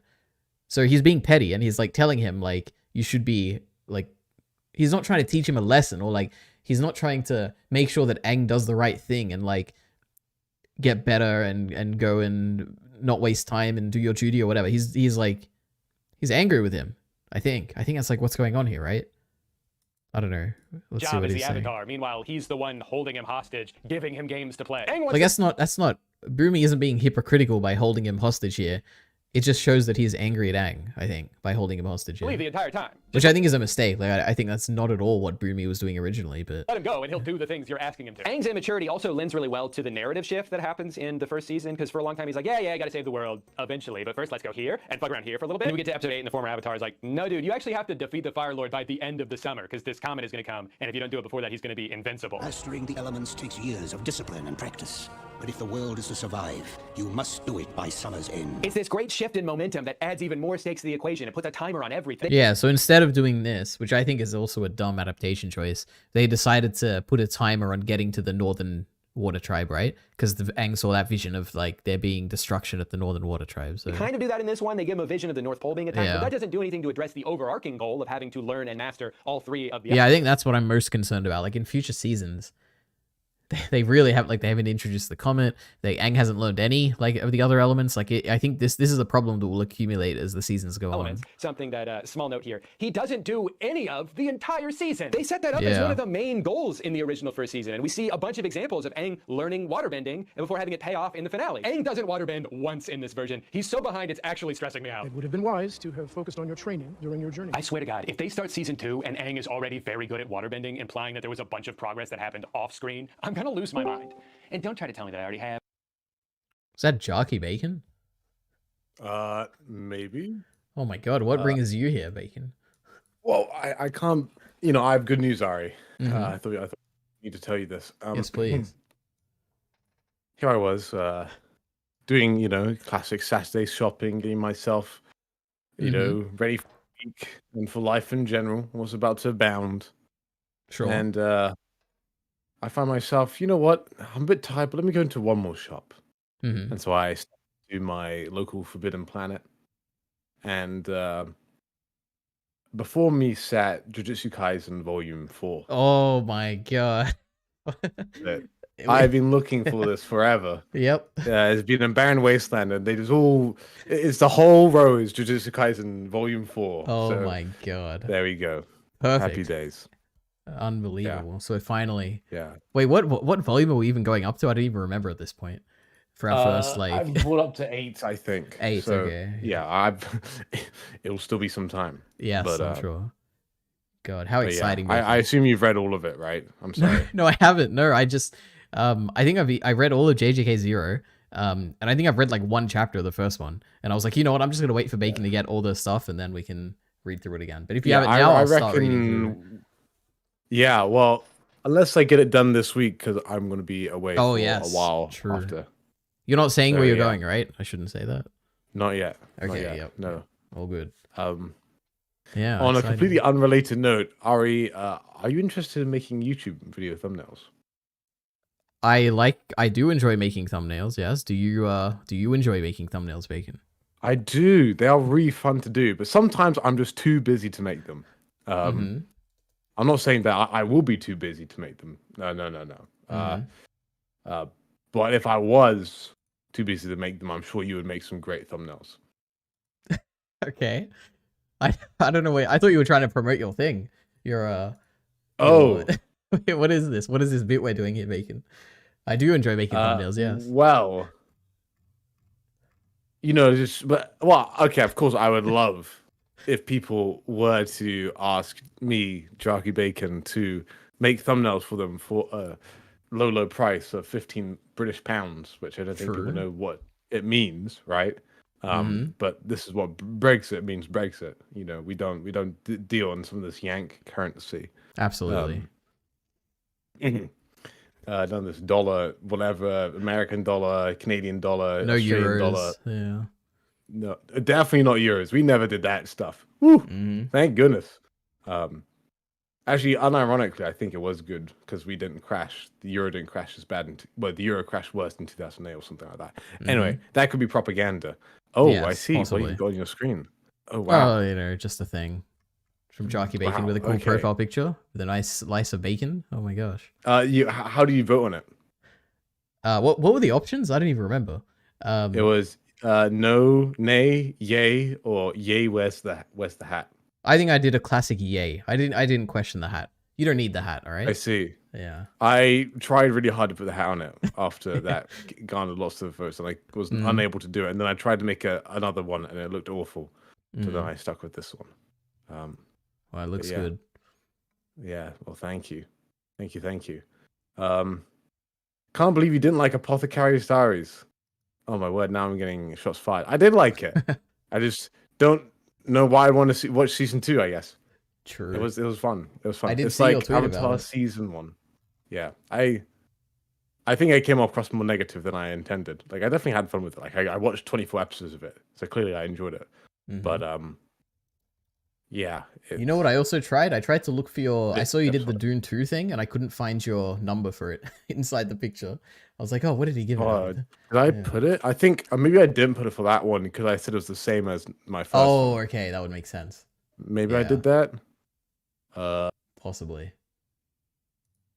Anyway. Okay, oh my word. Actually, no, I think I did do it for this one. Did I do it? Let me see. I'm looking at the spot where I thought I put it.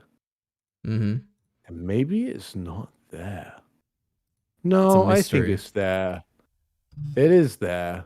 It's just like, it's just really mean, to be honest. If you find, I think it's easier. If you look at number 1, you can find that one. I think it's all right. I don't know. I never know how hard these things are. Anyway, I appreciate you. You actually spending the time looking at them. That's fun. Yeah, no, that one was tough. I think, to be honest, I forgot the number and I was looking for it and I was like, yeah, that's where I put it. I think that makes out a number of some sort. Yeah. I'm trying to see. I don't know. I'll find this later, all right? Everyone go check out these tweets and find them, all right? And tweet at Bacon and be like, I found your number. Anyway, Bacon. Yeah, feel free to tweet, feel free to spoil it for everybody else so I know you're good. So anyway, I didn't mean to stop you from watching people complain about the Avatar adaptation. Yep. We are What did doing you it give for our it? podcast for 2024. Wait, are you not saying what that you one did? was a more obvious one. So yeah. I mean, it was a more obvious one, I think. Riker was gloating on how he found it. He said, "I lost my touch." But I gave it a 5, so it's just as good as Apothecary's Diaries. Ooh, actually, I probably shouldn't have said that. Oh, wow. You can look at my mouth for that one, actually. Any anime you can find out if you really want to. All right. Not that scores are stupid, everybody. True, unless they're graded on a bell curve, right? Like Bacon does. Supposedly. I have not actually factually checked that, but even my scores are very stupid.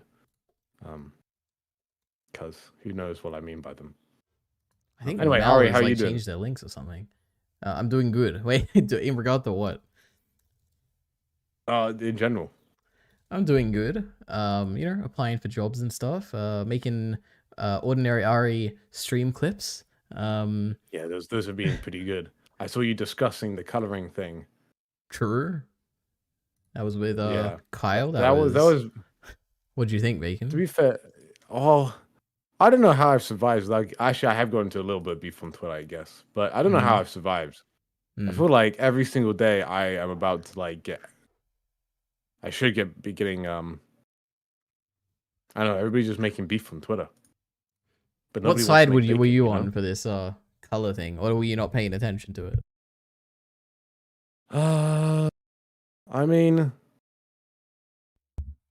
personally, if someone it's not illegal to to draw if the author of the line art does not want you to color it and you color it, that could be considered rude. I'm like, fair enough, but and so I probably wouldn't do it if they explicitly said please don't. Yep. But that's just out of politeness. I'm not sure if it's oh, you deserve to go to jail now. Bye bye. You are immoral. Yeah. All right, good take. Yeah, I like that. I'm quite reasonable. I would like to think. Indeed. I was having a discussion with last night about AI art with my flatmate who is co-host of my podcast of the podcast. Sorry, that I am a part of. Yeah, it'll be coming out soon, I'm sure. But dude, I just got to July. I'm like halfway through July right now. That's good. That's the first cut. Oh, I wanted to get it done before I was. Anyway, who On the knows edge what of my I'm doing. seat. Who knows? Yeah, it's actually good. It's actually good. But apart from the audio messing up, and I'm so sorry, Ari, because only you will care. But I'm so sorry. Dude, God. we recorded, and it recorded the laptop mic, which is like across the room. Oh So wow. it still sounds okay. alright. Yeah. But it's just like we're holding these mics, and now we changed like different. We've recorded like 4 different sessions. So anyway, the worst part of the colorist drama is that my FYP is filled. Oh, there's people talking in French. Oh, that's funny. Dude, you gotta mute those tweets. You gotta mute True. those tweets. That's what you gotta Oh do. my God. Like I've had a few banger tweets myself. Not quite as banger as yours, but I drop a Hild picture, and everybody on Villain Saga Twitter's like, "Yay!" Remember that time Mia did the poll? What was it was something that went like really popular. Was it about like Thorfinn being a colonizer or something? Or am I like mixing that up? Oh yeah, yeah, that went like super popular. That was crazy. I think he deleted it though. Yeah, he did. Yeah.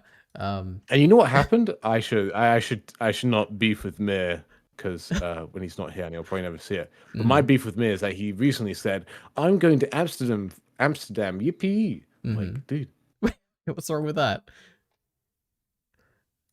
I'm like right there. Oh, I don't know anything about geography. I don't know where the hell Amsterdam is, right? Dude, I can't even open the maps. Dude, he could swim from Amsterdam to where I live. Oh wow.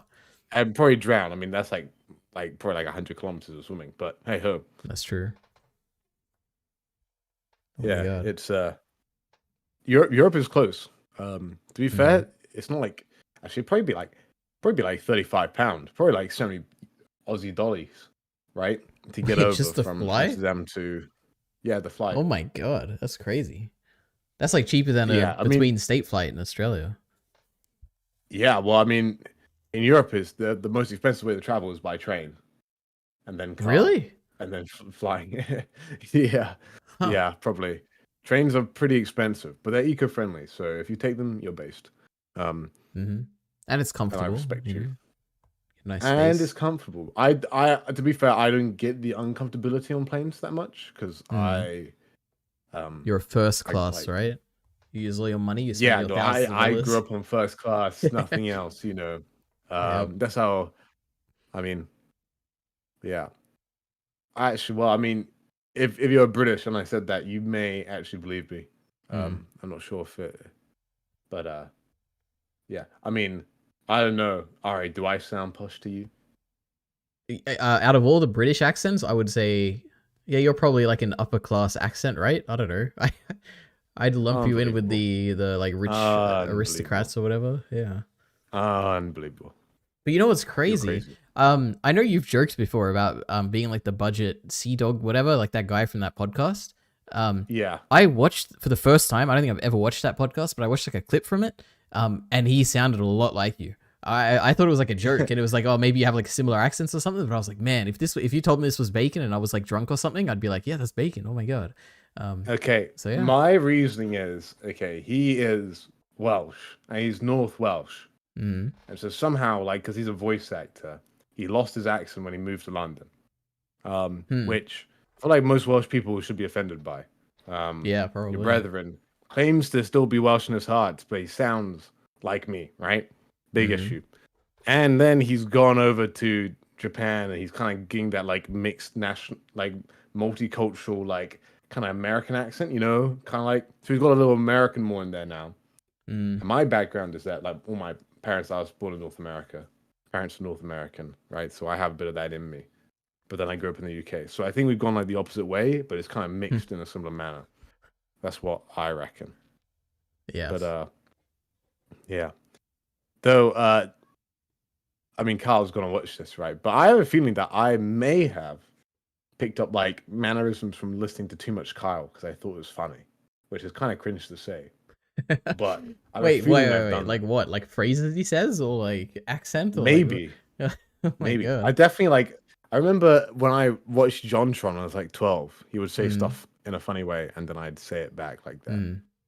But maybe I feel like we all say that. We all say similar things now. Like true. Yeah. I don't think I ever said that before, Kyle. Well, I mean, that's like a thing for everyone. Like you always just copy things people say over time. You know, like it's like memes or whatever. Yeah, like that's true. based. You know, no one said based until people started saying based, and now we all used to say based. Yeah. Yeah, crazy. Yeah, unless you're talking about neutralizing acidic material. Wait, what? Neutral? Wait, what'd you say? Alkaline acids and bases. Oh my god. Okay, yes, very. Bacon, you're just so intelligent. The joke went over my head. Acids and bases have two different faces and two different personalities. Jesus Christ. Do you know that song? No, I've never heard it in my This life. is such an old YouTube thing. We found it in year 9. No, not year 9. When I was 9. So that'll be year 4. And I don't know why. It was like a Half-Life 2 like video that someone had animated. But no one in my class knows Half-Life, right? But acid and bases song. So what, it teaches you what acid means and what base means? Like, yeah, the acids and bases. It's like the periodic table. Yeah, this is a song? banger. Hold up, I'm sending this in. Oh boy, okay. This is live on the air. I'm sorry whoever wanted to watch you talk about Avatar. I was tempted. I wasn't sure how long you'd be, so probably a while. Yeah. All right. Yeah. No, it's true, Mr. 5. Is that Saturnius? Okay, that makes sense. Yeah, it's normal for people to learn accents over time. That's definitely true. What's interesting is actually Ari. I wonder if your parents are similar because are your parents born in Australia? Like, are they first generation or second generation? My mom is born in Australia. My dad's born in Egypt, so he has an accent. I guess. Yeah. So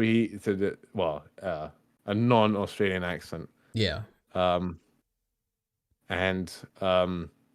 yeah, like my parents, both North American, but I feel like my mum's accent is more British now. But my dad's not. But then he'll say British words like mate. It never sounds right. Never sounds right. But I never correct him because I'm like, fair play, my guy. But yeah, I'm not sure if does your dad ever do Aussieisms? I don't think so. Actually, talks about the Barbie and cooking shrimps on it. Maybe. No, I don't think so. I don't know. Huh. How long has your dad been in?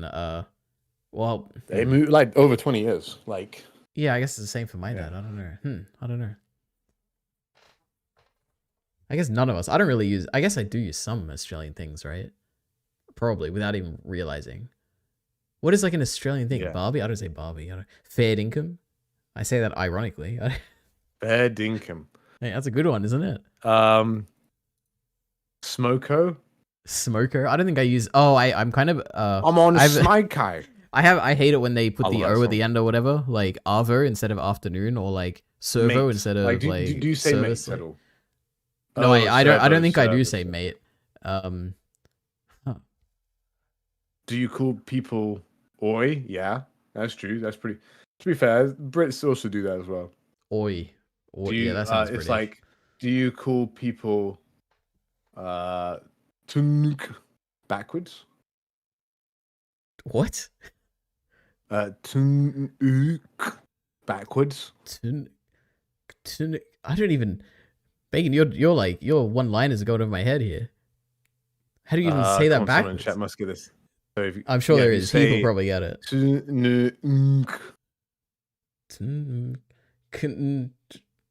I have no idea.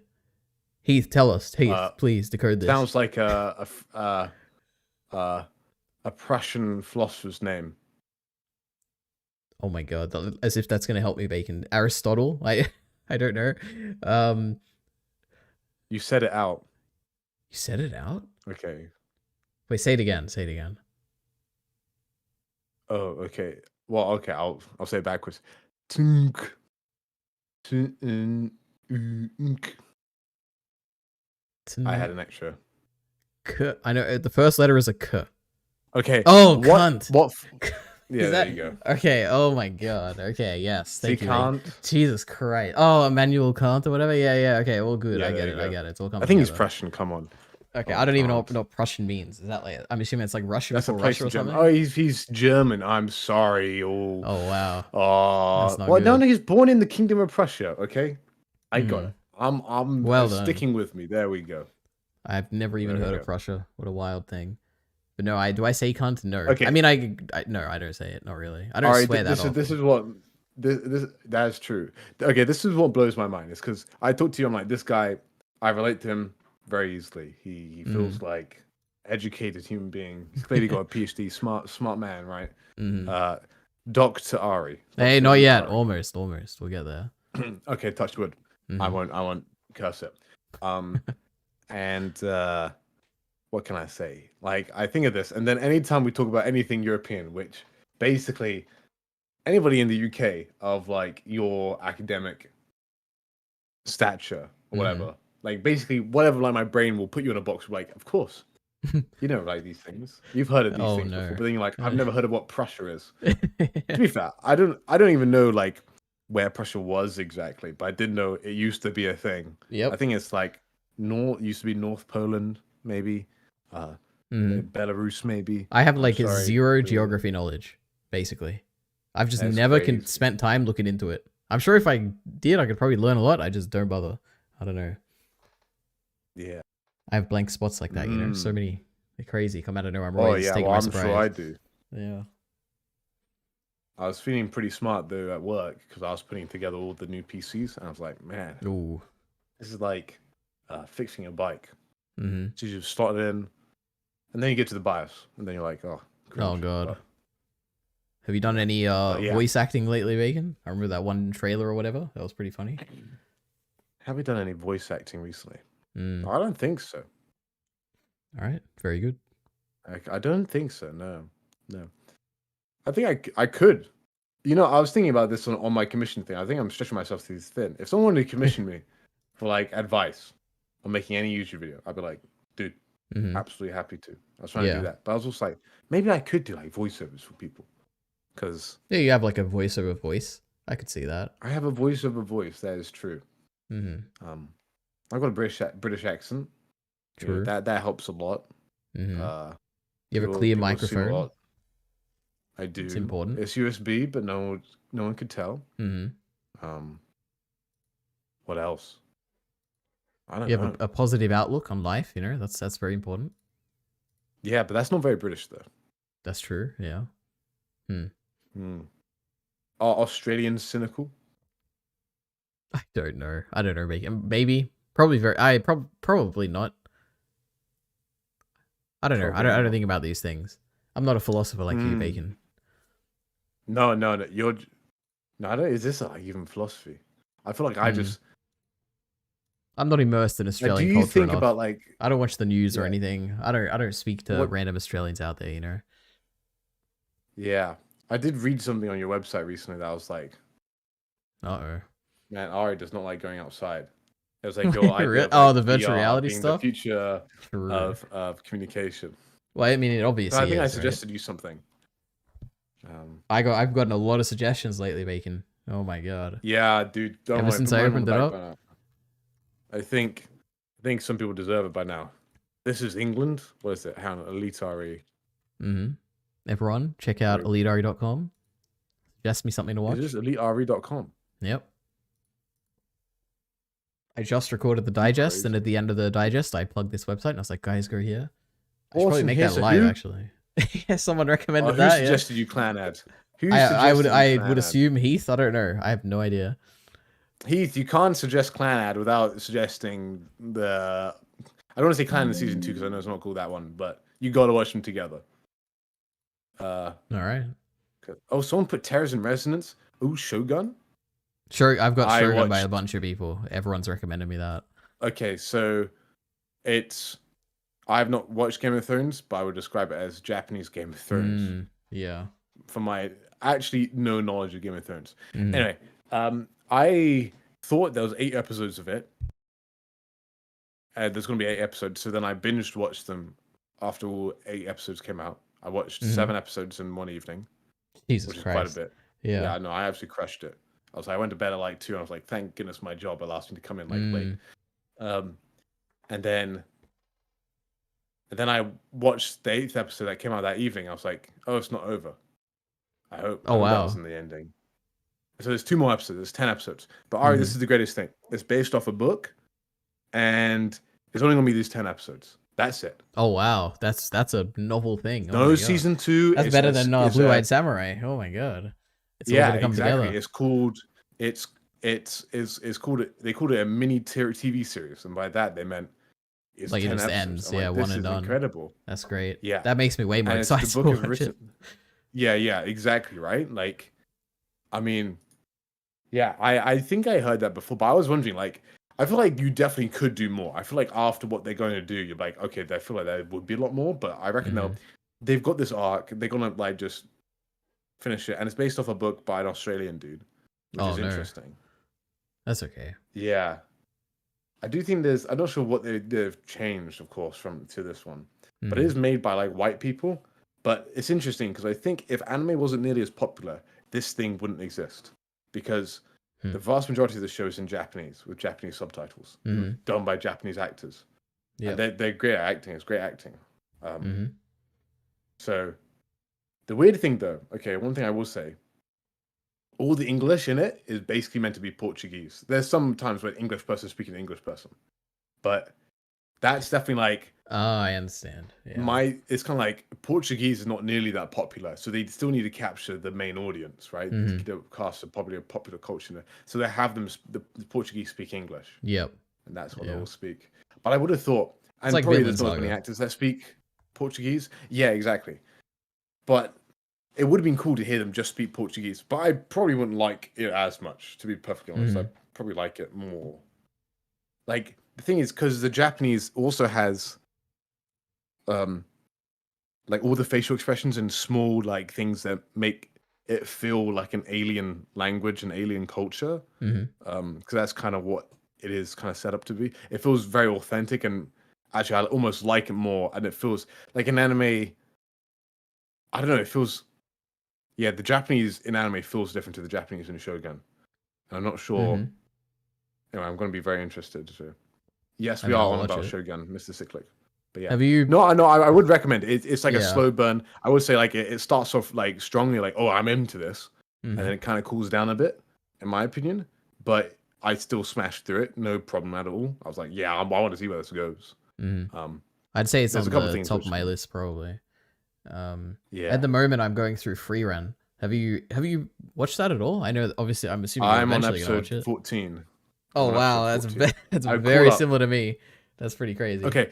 So I caught up to it, and then I then just stopped because I caught up to the dub, and the dub's great. Dub's fantastic. And then I was waiting till it finished, and then I've been trying to start it again. It hasn't been clicking as much. Interesting. But I'm not giving my Ari, thoughts do yet. you We're agree making a with video. this suggestion? Yeah, go ahead. Oh, I see. I mean, I can talk about it now with you. Say you agree or disagree. The MC is just like Bacon. They're having jokes that he does look like Sea Dog VA. And actually, maybe I do kind of sound like him. Alright, you can decide on this when you watch Shogun. All right. Because he is kind of posh, but then he's also gruff. And anyway. I just assumed it was like a Japanese samurai was the main character.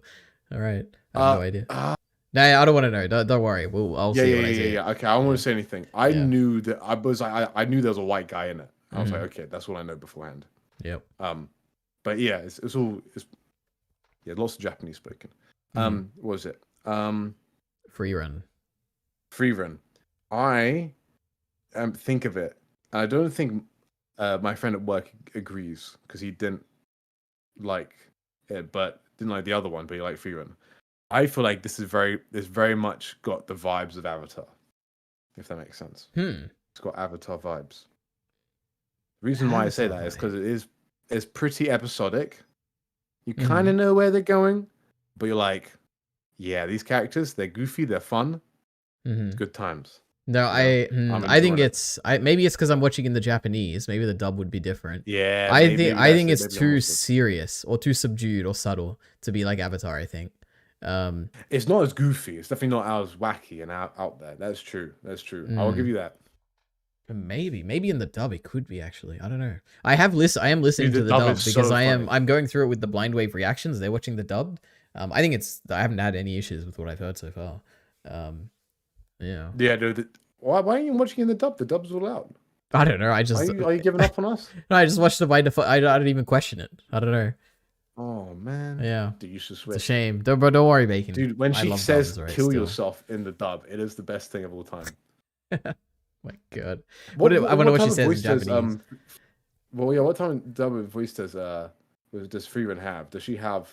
It's very different to the dub. As soon as I heard her voice in the dub, I was like, "Whoa, this is like a woman, like an old woman or something." Like, yeah, speaking. exactly. That's what I like about the dub. I'm just like, but yeah, I mean, in the sub, it's kawaii elf. It's like no, it's not like a.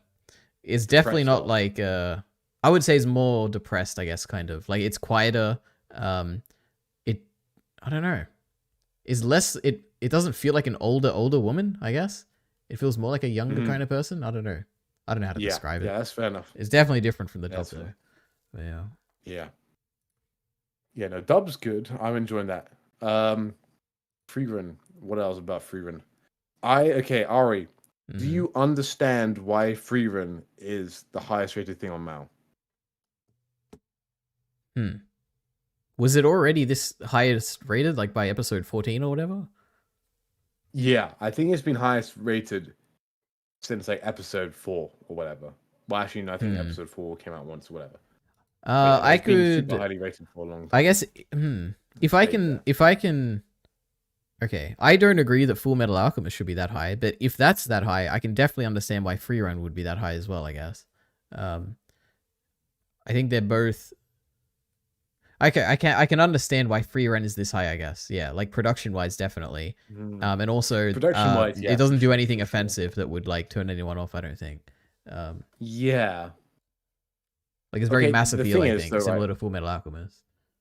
Well, I'm not sure though. Well, I guess I did just say it's like Avatar, which I guess would be mass appeal for like an anime. But it's just like not got quite as much direction, like plot direction, if that makes sense. It's not like a bit more meandering. Yeah. However, I do think it's very. That's a good point. That's a good point. Initially, when I was watching it, I guess I didn't really understand the first 3 episodes. I guess I see it now. Let me think. Because it is like, okay, firstly, on one hand, it has a lot of small elements that make good shows, or like things that people typically like. Like it has a little bit of the humor. It has the really good action. It has the like character moments or whatever. Like it has all that stereotypical stuff that people like. However, it is episodic, and I know people generally don't like that as much as like having a big overarching storyline or whatever. It's like, how could I even say it? It's more like, I guess, it's not really shonen or anything. Like it's not one of those major. But it does have good fight scenes. It has good fight scenes, but it's not like, it doesn't have any of the other typical shonen tropes, I guess. Like the main character is like a woman. She doesn't like flex her like skills or anything. I don't know. Yeah. Well, I wouldn't even say like the typical battle shonen like Full Metal Alchemist has that many trappings of it. Yeah, I guess. Yeah. Anyway, I'm just thinking like the reason why Full Metal Alchemist I can understand it more is because it's like the complete package. It's like it's a full story. It's all the seasons in one. Like this is why Attack on Titan isn't at the top, for example. Like so, it's got a leg up. Like it's kind of this package and encapsulated version, and definitely appeals to Western sensibilities. I feel like, yeah. I think it's like, it is, okay, I can easily see it being in the top 10. I don't know about, number 1 is like such a crazy spot for anything. Like there's only very few things. Like I could understand something like Hunter x Hunter. Do you understand why Berserk is number 1 in manga? Like that makes sense to me. It makes sense, but also I haven't read many manga. But also many people probably haven't read many manga, so it probably is like, it's probably up there because of its popularity and also its how famous and regarded it is, I guess. I don't know. Yeah. Okay. So, yeah. Where's Hunter x Hunter on my anime list? Is it probably top 10? I think. Yeah. I mean, to be fair, you have Gintama, which is crushing it. My anime list is a bit. Yeah, it's number 7. It's a bit wacky. I feel like AniList is probably better, but then I feel like AniList is more recency bias. But let's see what they've got as their top. I think for me, this free roam position will depend entirely on how well the ending of the season is. You know? Sorry? I think this season of free run, like if it'll retain this top spot, to me will depend on how good of a conclusion it feels like this season has, which I have no idea if it's going to feel like a good conclusion or not. Yeah. If it feels like nice and self-contained, I could see it staying up here for quite a while. Yeah. Oh my word, Vinland Saga Season 2 is 18 on AniList. That's pretty crazy. Oh, annulus. Okay, I was gonna say the Apothecary Diary is 16. Okay, this is what I mean by like recency bias. I mean, of course, Mao has recency bias as well. I guess these will go down over time. I'm gonna say, yeah, I still don't get the Apothecary. Like, I mean, it's in a similar camp to Free Run, where it's very episodic. And when it does do drama, it does drama a bit too quickly for my liking. I would have liked it. Free Run is simmer a just longer. it's just so beautiful, like visually. Like that's a big appeal of it. And it's got Evan Cool as its composer, which is the guy who did Violet Evergarden. Yeah, the music. So the music is dude. really He bangs. I one thing I will say: white people, they make good anime composers. Not gonna lie. True. Evan Cool, Kevin Penkin, these guys, they crush it. What can I say? True. But then there's probably selection bias, so you have to be pretty good to be white and be an anime composer. So that's very probably true. the actual reason. But yeah, they make some bangers. Steins Gate is above Steins Gate 0. Ridiculous. Oh my god. Do you like Steins Gate 0 more? Yeah, it's like better than the original, obviously. Come on, Bacon. I see. I feel like I've heard it's like that more you say that emotional. before. It's just like the characters are just so much more interesting. I think it's like way better. Actually, no, like let's not get crazy. Wait a minute. Your most wild take wait. I've ever heard. I take back. It's not way better. It's just better. But it's not like a big difference. I like the original a lot as well. I think that's like a 9, and I think Steins Gate 0 is like a 10. I think. Yeah. I watched Steins Gate. When I started anime, I started in September 2018, and I finished Steins Gate, and Steins Gate 0 had just ended as well. Like when it's releasing. Yeah, I didn't realize. I didn't see that all the haters were hating. So I watched it at a very similar time to you, I think. Yeah. Like I think when I was watching through Steins Gate, the original Steins Gate, I think Steins Gate 0 was like 12 or 13 episodes in or something like that. Like it was week to week or something. Yeah. Yeah. Anyway, I'm assuming you don't like it. I've ruined your stream, Ari. No one's watching now. Anyway. That's fine. I don't care. We're gonna turn this into 1,000 view video, Bacon. I'm sure, right? On Ordinary Ari. Does Free Run deserve to be #1 in Mao? Yeah, well, yeah. That sounds like a decent. That sounds decent. I am gonna do. I don't know if you were here before. I am doing a Cool One video for Free Run. Like I'll do a separate, instead of doing it in the digest, I'll probably just put it into its own like Cool One Free Run video or something. It'll be very similar to the digest, but I just think it'll get a lot of views or whatever. People probably like it. I won't get a lot of views. Not necessarily. I haven't really said what I think about it yet. So we'll see. Maybe I love it. Maybe it's the best thing all year. Maybe it's the worst thing. Maybe it's overhyped. Maybe it's not. But I think it's. I think it's interesting because I've never done something where if I split it halfway, I can make predictions. I think predictions are kind of interesting to make. But anyway, yeah. Sorry, I'm Ordinary Ari. It always comes up with Ariana Grande. Unbelievable. One day I'll eclipse her, Bacon, and I'll be more famous, of course, and Ordinary Ari will pop up first. Course. Yeah, where have your digests been this year? Wait, where have they been? You did December, you did January, you did February. Oh, the March one, it's uploaded right before I started streaming. So I got to make it public. Okay. It was processing. But that'll be up. Yeah, I remember watching. Cool. I'm looking forward to Meshuggah Tensei. The one guy I worked with that watched MT, he was like, it was alright. He didn't seem buzzing about it, and he's an isekai fan, right? This guy's a bit of a legend. He's like the type of person who's like, not so sure about watching like Free Rent. It's too popular for me. I'll watch. Oh wow. Shadows of Eminence. I'm like, dude, this guy, you're based. So wait, is it season 2 that he has an issue with, or isn't like absolutely or whatever? He's been liking season 2. He's not. Oh, wow. He's a smart guy. He's smart cookie. He's not That's good. That's good. He doesn't go into his opinions that much, but he has good takes. He has good instincts. He's educated. Excellent. Just like us. But yeah, no, exactly, just like us. What else? Yeah. So who knows when that Mushoku Tensei it'll be soon. I'm sure we'll talk about it. Hopefully this weekend. For sure. All right. So because no one was watching earlier, I was talking about the thumbnails because I will be away. I may not be able to make thumbnails.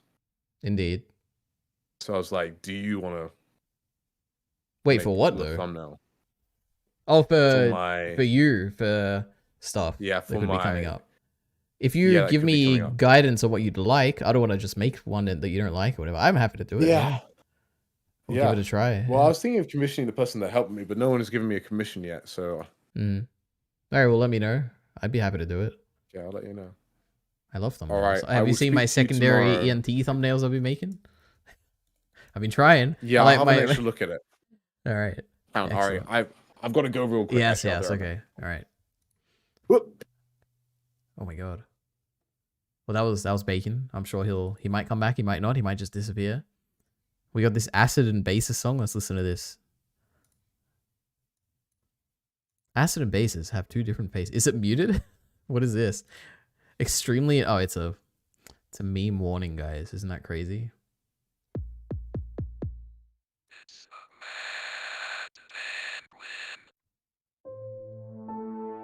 Why does it have such a long intro? Oh my god.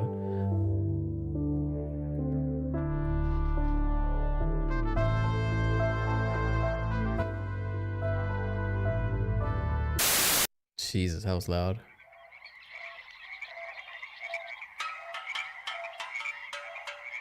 This is way more artistic than I was expecting.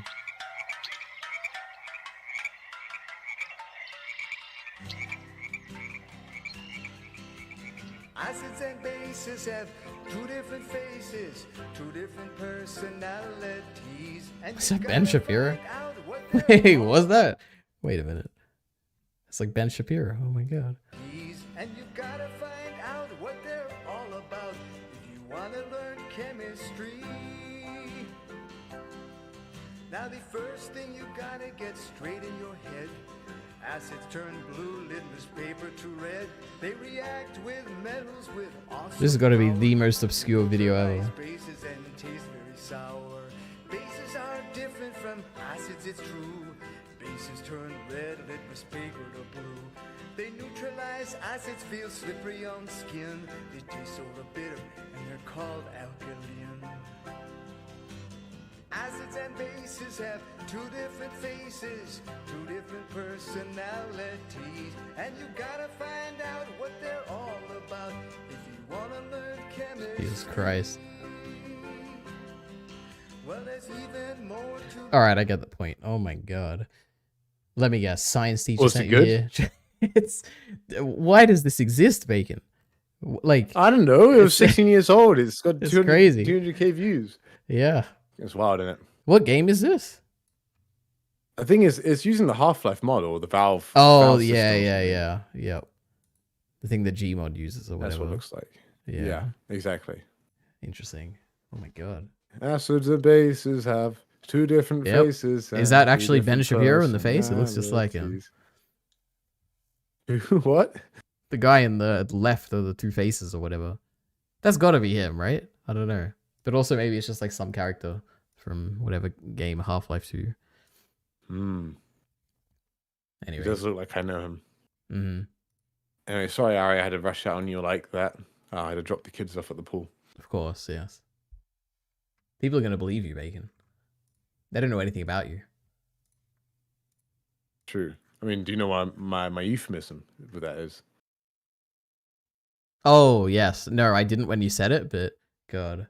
You have like this crazy intellectual humor here, Bacon, today. I've missed like 3 of your jokes because I gotta like think deeply about them. Oh my god.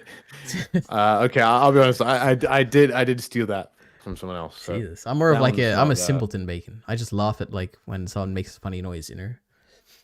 Yeah, I mean, I love making overly complex pun humor. That is.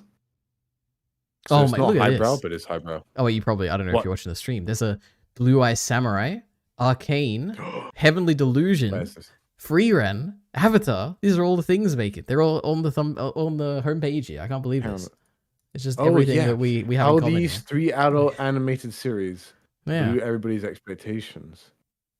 It's crazy. That's crazy. I mean, have you watched Invincible season 2? I just Not saw yet. the. But no spoilers. What's the 'cause, guy called? His name's called Marcus. He's the Wait. black guy. He's I like don't know. floating. What's his name? Cosmic. I haven't seen it. I have no idea. Cosmonaut. No, this is the YouTuber. Sorry, that I saw him Oh. make a thing. Cosmonaut.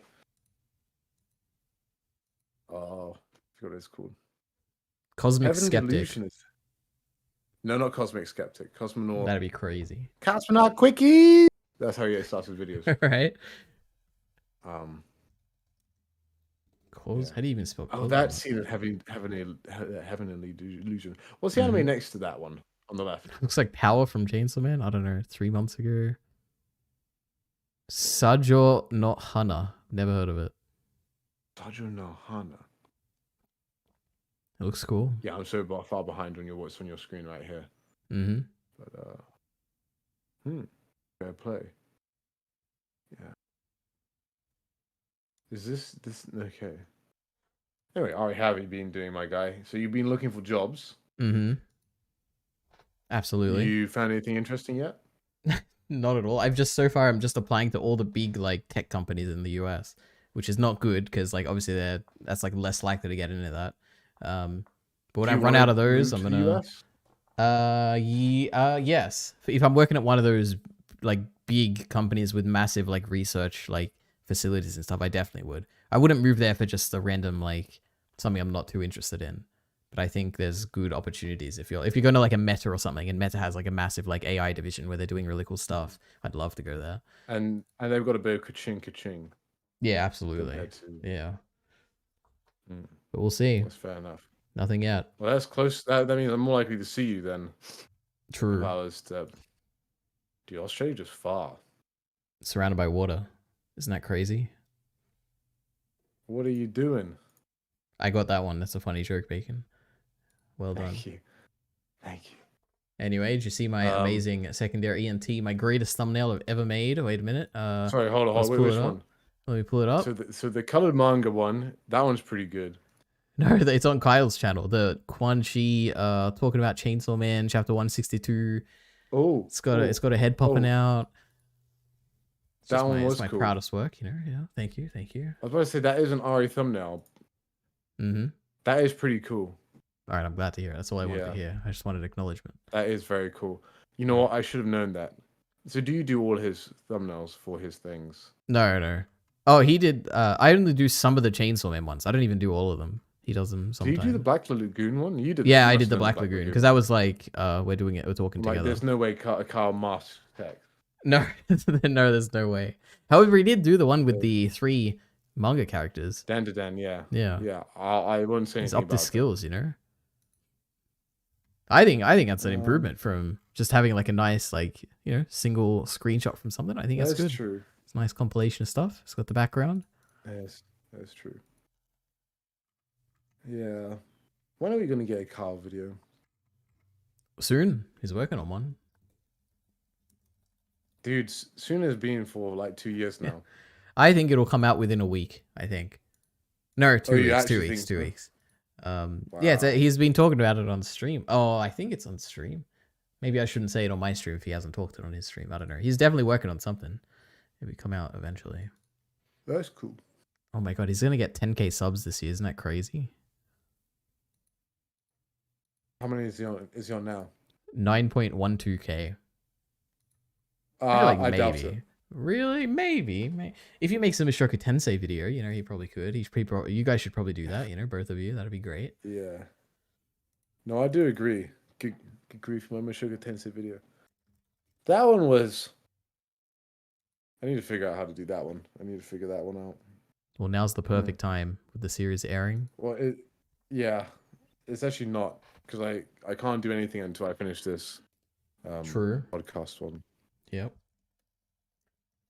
And I can't do podcasting when I'm doing all these. Yeah, all your other stuff. Oh my god. Yeah.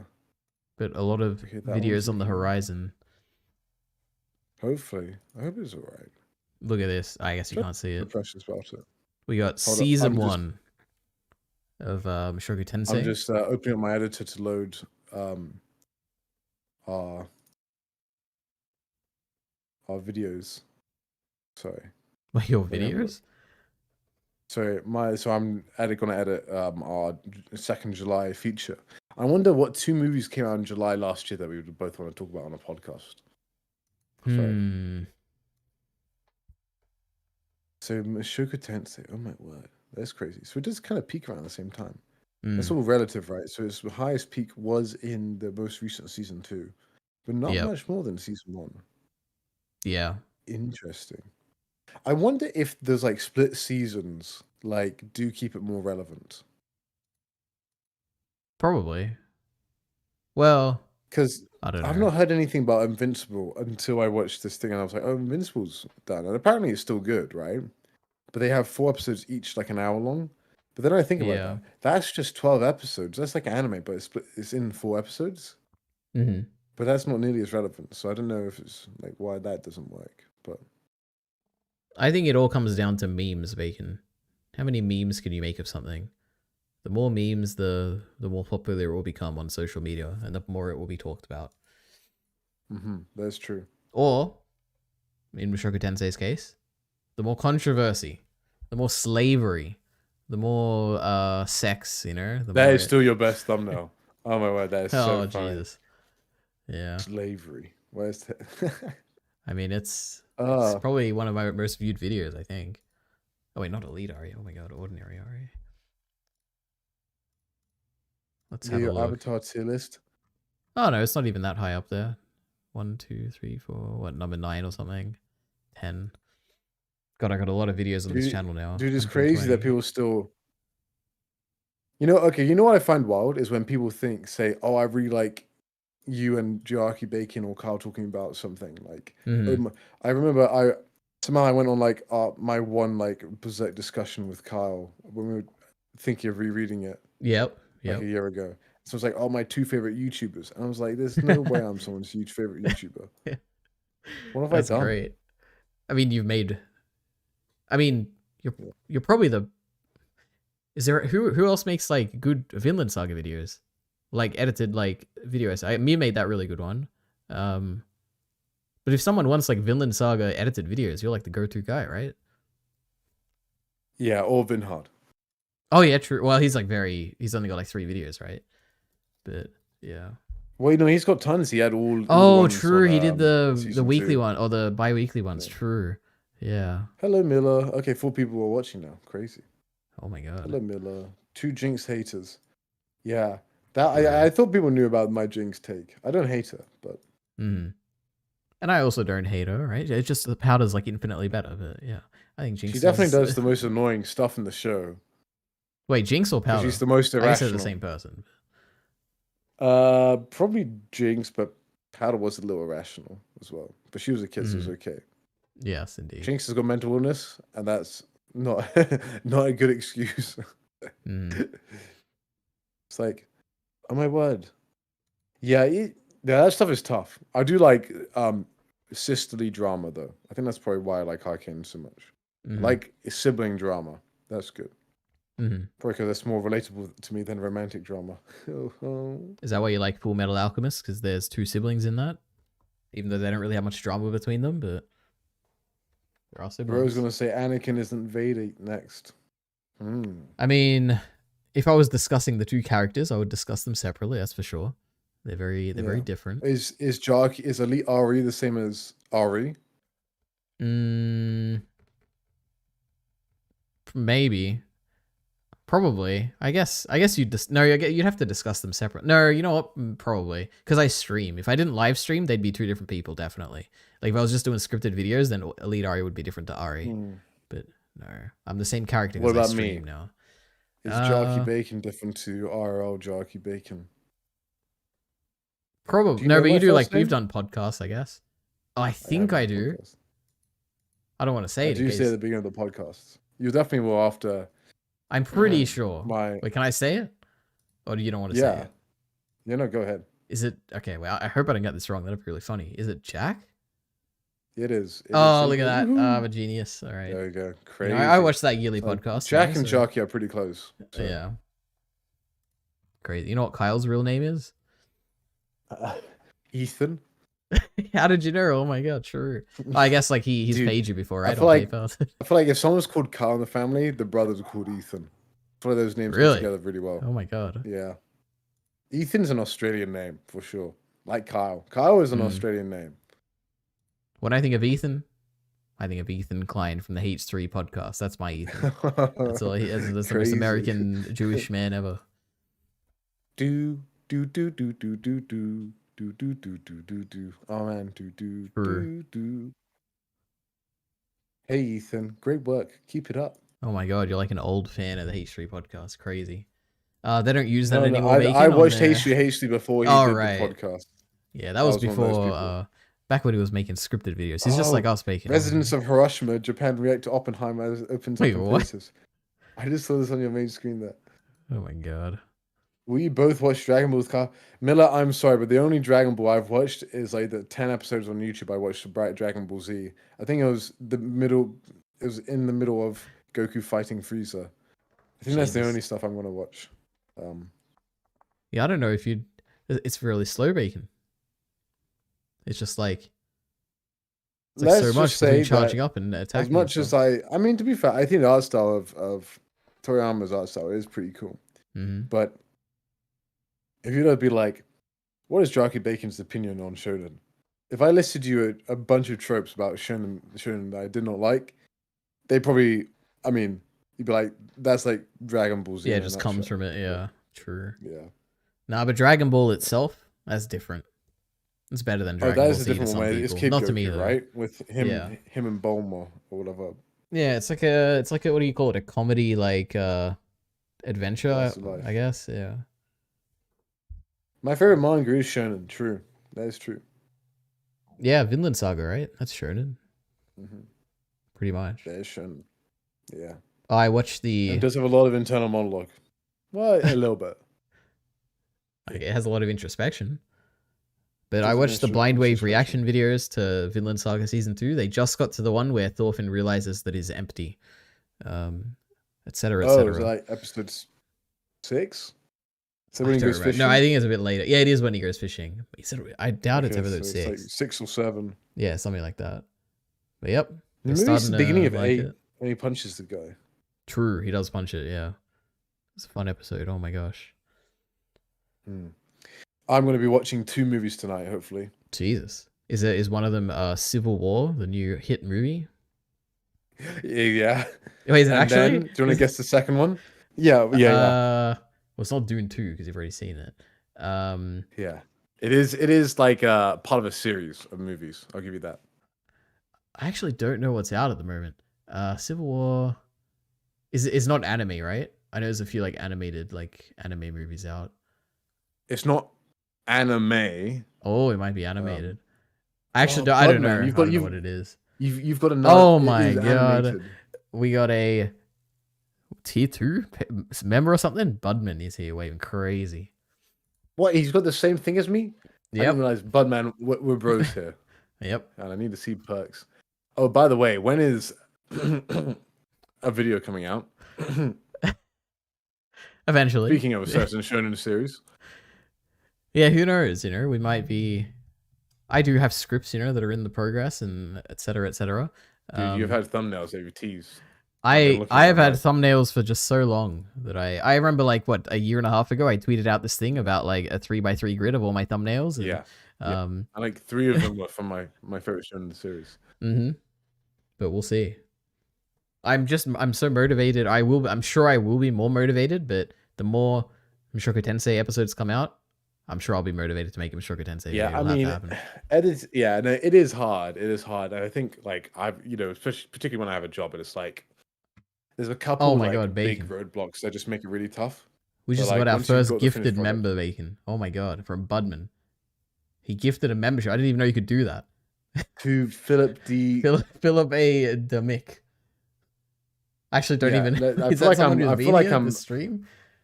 I I don't feel know, like maybe. I am definitely. I feel like we are doxing him right now, somehow. Anyway, I want to say Okay. Bloodsman. Like blood. Should do people say, yeah, blood? I understand that in, reference. Yes. Australia. Yes. Except I only see it in TikTok comments where they're like, "Blood did this," You know what I mean? Yeah. Where you're referencing Yeah, someone. Blood. Yeah. Okay. Yeah. Good. Crazy. Well, it's like British for bro, Yes. See, I know my but slang. it's like it wouldn't be like white British. It'd be like British. permutation of of no. It would be permutation of like Caribbean or West Indies. All right. English. Anyway, I think I'll say goodbye because I will be talking to you tomorrow. Indeed. We'll have an I mean, important discussion. what time is it over there for you now? I mean, this is very late. I'm probably going to end like right after this. I might finish the Avatar thing. It's 4 a.m. at the moment. Oh, I have a very late. I just have a terrible schedule at the moment. It's just very late. All right. Well, you know what? It's beneficial to me, and I'm able to talk to you. True. Yeah. I wouldn't be able to otherwise. I mean, I always get my 7 hours of sleep. All right. So that's all that matters. Yeah. Fair. Yeah, that is what matters. That's what matters. Yeah. Sometimes I do feel like the Squidward meme when I see you and Kyle talking on stream, and I'm like, oh yes, jump I into see, controversy too. Yeah. True. Am I doing it when Watch you're the asleep? video I linked, please. My God. I mean, you better. Yeah, true. He's a member. He's gifted a membership. Oh my gosh. I will. Oh my word. Okay, I'll watch this with you. All right. Sure, I'll stream it quickly. Oh my God. Please give me. Jesus, wait a minute. All right. I'm not. Are you streaming on wait Discord? for it. Yeah, right there. Oh yeah. That's what I do with Kyle. All right. We've established. Does audio come through? Yeah, it will. Now the question is, do I speed it up or do I watch it on 1 time? Because I watch everything sped up. Oh, this is. Wait, you watch stuff sped up too, don't you, Bacon? Yeah, I'm a 2x gang. Oh Jesus, I'm a 1.5er. All right. Do you get crazy? Do you split the cog? You have to go shift arrow like greater and. Is that really what it is? Shift. Wait, what is it? What is? Oh wait, I know you taught me this. Shift colon and shift. Yeah. Don't do the question mark. You don't need the question mark. It's the one next to the question mark. You have to do the arrows, sideways arrows. The sideways arrows. Yeah. Oh, I see. Mark. I see. Greater and lesser, Yeah. Not lower than. Oh my God. No, I just go to the cog every time, and then sometimes I mess it up and like click the wrong place, and it annoys me. So it's gonna save me time. All right, let's watch this. All right. Let's see. Did you bring some for the whole class? Oh my God, is this that? I think I know what this is. I've seen this sketch channel before. Let's not keep pausing this. All right. Tonight's gonna be dangerous though. Please keep your arms and legs inside the vehicle at all times. Yeah, we're just gonna hit the same bars we always do. Go with me. No big deal. But I got stuck with your tab last night, and you were a thirsty boy. I gotta leave. It was like 500. I gotta leave. I gotta take off soon. Oh, where are we going, huh? Time to let the dogs out. What is this? No, I'm just gonna do Jessica. Like my ex Jessica? Yeah, I'm fucking her. Oh! Please not her! Please Okay. not her! She's a naughty minx. Get inside her, please. Get inside her for me. Cool. I'll stay here and watch Seinfeld, though. That always makes me feel less lonely, less depressed. So. I was actually gonna see if you would go to the store and grab us some more beer. Oh, the castle supplies are low. Please, no weapons, hey. sir. Lord Arthur, I will run to the. Oh my Yeah, gosh, just go to the store. this is uncomfortable, Bacon. Oh my gosh. This is great. No, keep on going. Oh Jesus. Thanks. Give Bloodman his money. Oh, it switched perspective. Crazy. Okay. Oh wow, this is cinema. Oh my Dude, God. hold on. This is relatable right here. Oh my God. I didn't realize I was watching 3 movies tonight. Good grief. Okay, hold on. True. All right. Oh my God. Dude, they've gone the fisheye. We know it's good. Yeah, all right, let's Please go. age to perfection. What? A lager to quench any man's thirst, please. I got a gun, you fucking junkie, okay? So don't you dare try something. No, I'm sorry. I didn't mean to do that. It's breaking Just character. looking for beer. Over there. Yep. Just waiting on the machine. Perfect. Thanks. By the way, you make the best cup of coffee here, so very excited to drink it. That's so sweet. Thank you. That's nice. Actually, super random, but I'm having a party down the street right now. I don't know if after your shift. Oh, you'll Jesus. swing by, maybe. Okay, now no it's pressure. uncomfortable. But, Actually, that sounds fun. I'm off. Oh wow. Yeah. So, did he say because there he said I love to drink it, but then I think he said drink it. So it sounded like he was gonna say jerk it. Yeah, Is he that did. the idea? I think what so. heard. Yeah, I'm that's explaining good the joke, acting right sorry. there. Yeah. That's good. All right. Now I'm Very uncomfortable. Okay, well done. Indeed. Himself will be providing the libations. The halls of Valhalla will be loud. No, but seriously, no pressure. Okay. All right. Also, this is heavily inspired by Peep Show. It feels like I don't know what that is. Okay, type in. Oh no, you're outside the. Peep Show is a UK program where the whole show is awkward comedy. Oh, and it's okay. Shot from different characters, first person perspectives. Mm-hmm. So it doesn't have any outward shots. It's just all from first person, like these fisheye cameras. So that's what meant to. That's why it feels extra awkward. Definitely. Okay. I literally sat through the first 2 minutes of Peep Show and I had to turn it off. But it's like a cold. It's like a classic of people my age in the UK for sure. Oh wow. If you like, is it like cringe scripted or is it comedy. like? Dude, it's all scripted. It's well acted. I mean, it's got like David Mitchell, which is a fantastic comedic actor. I'm sure. And I forget the other guy's name, but David Mitchell is a very famous British comedian. There's some like TV and stuff, so you won't know him, I don't think. Not at all. Do you know the meme of the Nazis going, "Are we the baddies?" Yes, definitely. That's him. That's David Mitchell. Oh wow. Okay. Yeah. His meme impact culture. knows no bound. Yeah. Yeah, exactly. All right. Actually, Bloodman, are you UK? No, he's Do definitely you know UK. Peep Show? Okay, well, watch Peep Show if you can. If you get a VPN, you can watch all the episodes on YouTube. I think if you go to UK, I think it's A blocked. VPN, but bacon. That would be going against the YouTube terms of service. Oh my gosh. Oh, is we it? would never recommend that. I have no idea. No, I would never recommend it if it's against YouTube terms of service. Mhm. Oh, he's Canadian. Where in Canada? Ooh. If I may ask, which province? So, yeah, I'm communicating. I'm on the with, edge of my seat. with my my with this is my fellow great. countrymen. Yes, fellow subscriber and. I bet you could tell I member. was Canadian, eh? You probably could. Ontario. Nah. Oh, I mean, to be fair. Oh, you typed Yeah, it again. Oh my god. Oh, you yeah, mistyped he's it. a big fan of Ontario. Oh my god. Oh, Wait, which okay, one is fair. Ontario? Is that the left or the right? That's the one with middle? Toronto in it. Oh, okay, Yeah, yes. that's the most popular. If someone lives in Canada, likelihood they live in either British Columbia or Mhm. Toronto or Ontario. Yep. Sorry. True. They may live in Quebec, but Quebec has like 5 million people in it, I think. But Ontario has like 16 million. Mhm. Aaron, actually, British Columbia third. It's after like. No, there's no way. I think British Columbia is second most. Okay. Anyway, Bloodman. I was born in British Columbia. There you go. Crazy. I've been to British Columbia. I get. That's Do we great. hate each other then? I think Bloodman. Are you? Miller's not happy. What if you watched my did you do? video? Did he send you the He did. the The Avatar Sonic one. No, the Sonic one. The Avatar one was, I think it was Puni Baba, wasn't it? Yeah. Wait. I'll be back in 1 minute. I have to go to the bathroom. Wait. Okay. I was running. You can entertain my stream, or you can you can just sit there and silence. Yeah, It's up yeah. to you, No, Bacon. don't worry. Easy. I mean, I've been doing it for the last half an hour. I feel like. Anyway. Watch the video, Miller. What video were you sending? The Sonic one. Let me check the Sonic one out. Did you just send one right now?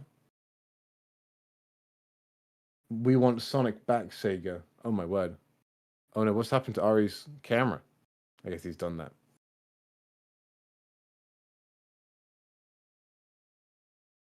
I mean, I would watch it, but I feel like I'm going to spoil myself. Almost Friday. Anyway, Budman, defo try and find yourself some Peep Show clips. If you like this humor, Peep Show's for you.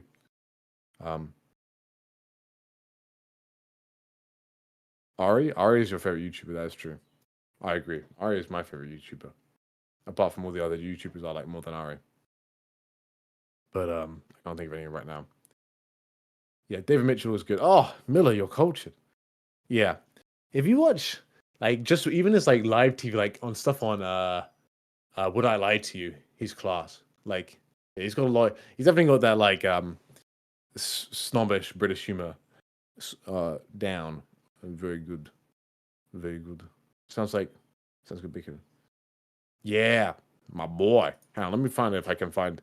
Last time I sent it to someone, it was actually I sent it to a Canadian, and the stuff on YouTube was not. You weren't able to watch it, which is big sad because I'm pretty sure they had like at least the whole first episode on YouTube. But yeah, it's oh yeah, they got a whole YouTube channel, Peep Show. There you go. It is quite old though. I don't know when. Yeah, like Daryl turns out to be a racist. There you go. I'm not nearly cultured enough. I should have grown up watching this. Maybe I should watch Peep Show. Maybe I should. I'll paste this in this. If we can do that, we can watch a Peep Show clip after this. All right, I'm back. Hey, he's back. He's the Angel Summoner and BMX Bandit guy, right? Oh, I mean, I actually, I can't confirm or deny that. I don't know. Yeah, maybe Angel Summoner. I mean, that feels quite broad. But if he isn't, Oh my god, you've Alright, made hang on, friends, sorry, Bacon. I've Well got to log done. back in.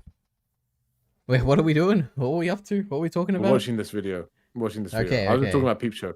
Yes. All right, let's go. Thank you. Maybe next time. By the way, you make the best cup of coffee that I. Yeah, so just. How do you like it? Hey, you just took money out of the tip jar. No. Hey, just $100. I saw it. You took it Dude, what the fuck? That is more than I make in a. A friendly competition of beer pong. Wait a minute. Am I wearing the shirt he's wearing right now? That's crazy. Oh, no way. Oh my god, This I think is I am. Inception. Look at Oh this. my word. This is What is crazy. happening? Oh my god. Oh, you're insane. All You're right. insane. All right, let's keep going. Oh my god. That's crazy. Jesus. Hey, buddy. What's up, dude? How we doing? You doing good? Hey. I'm gonna go cool off, but then I'll be right back.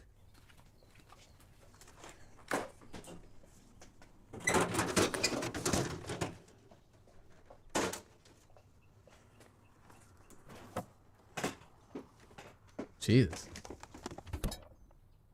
Have you ever done that, Actually, Bacon? Unironically, I would like to do that. That sounds great. Yeah, until Sounds you like get trapped in experience. there. Oh my god. That's like a nightmare. True. You'd be so cold. Yeah. Yeah, I'm just grabbing some beers and then I'm heading over. We'll be there pretty soon. Nah, don't worry, I'm definitely not burning up.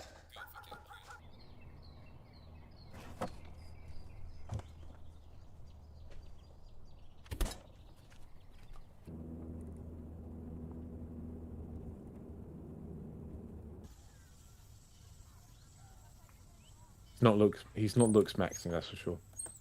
Jesus, Bacon.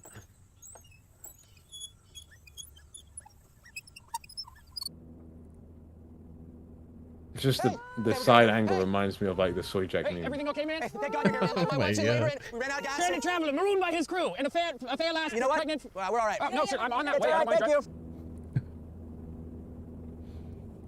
Oh my word. Jesus Christ. That's great. Oh my god, Bacon, you're not going to believe this? You're on that chair. No, I own this exact desk. it's in my, well, it's technically it's in my spare room of this house. It's the exact one. he's That's an IKEA crazy. This isn't like an Australian, right? Oh, I guess IKEA like would sell the same stuff everywhere, right? Surely. That's crazy. All right, anyway, once again, let's keep going. This is the most relatable video of all time. Oh my god.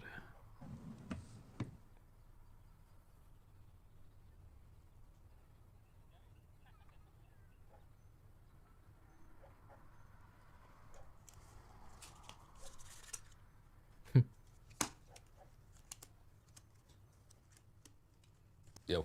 Yo, what's up, dude? Could you clean up the mess in the kitchen? I got a bitch come through. Clean up on aisle 3. Clean for. Wait, I wasn't in the kitchen. I know, I saw a rat earlier and I kicked it and it just like, it's a mess. It's gross in there. It's dead. But it dragged itself all around the apartment. It's got its guts everywhere. So if you could just clean that up and then.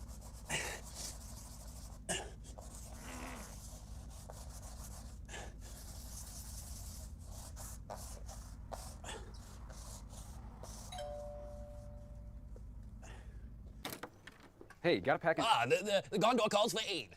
All the armies of the Stop. north. Can you just stop? Stop what? Can you just sign this?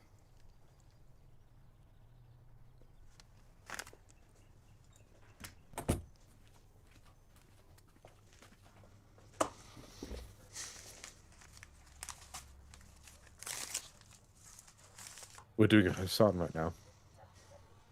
You mean we're introspecting on the point of the video and thinking deeply about it? That's true. Yeah. Yep. Very true. Jesus Christ. Got some practical effects here. Oh my god.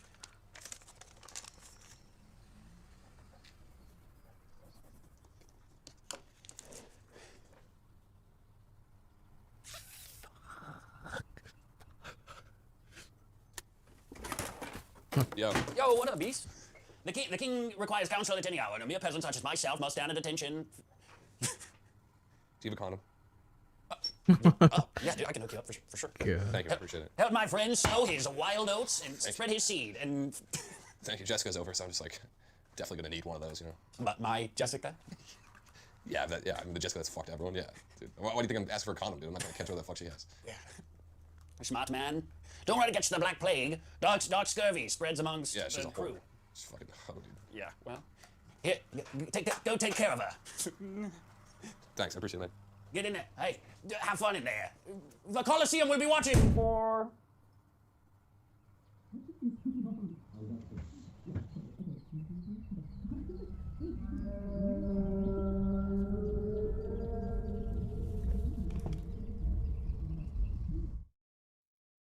Oh my god. What is what is fringe guy? Yeah, that's what I'm Man on the fringe. I was thinking it was fridge guy for a second. thinking. True. Oh my god. I just keep thinking of That was Fringe the pretty good. TV show. I mean, I've seen like a skit of these people before. I think I've seen Destiny react to a bunch as well. They have really good production value for stuff. But that was cool. Fair play to him. Oh my god. So Budman, what's your Should we watch interpretation the of Miller this? video next? Wait, have we read all the chat? Yeah, Wait a this is minute. too much for me to handle right now. Watch the video link, please. YouTube Bacon, XD, Ontario. What do you watch my video? Oh, is you talking to my chat here? Ari. Oh, I'm the fringe guy. Okay.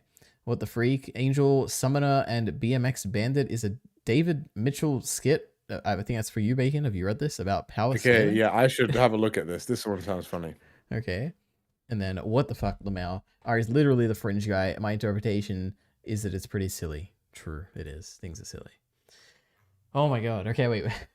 I'm ending this stream sooner, right? I gotta eat. I'm hungry. But what is left on our list here? We have a Sonic We have video. 2 short videos.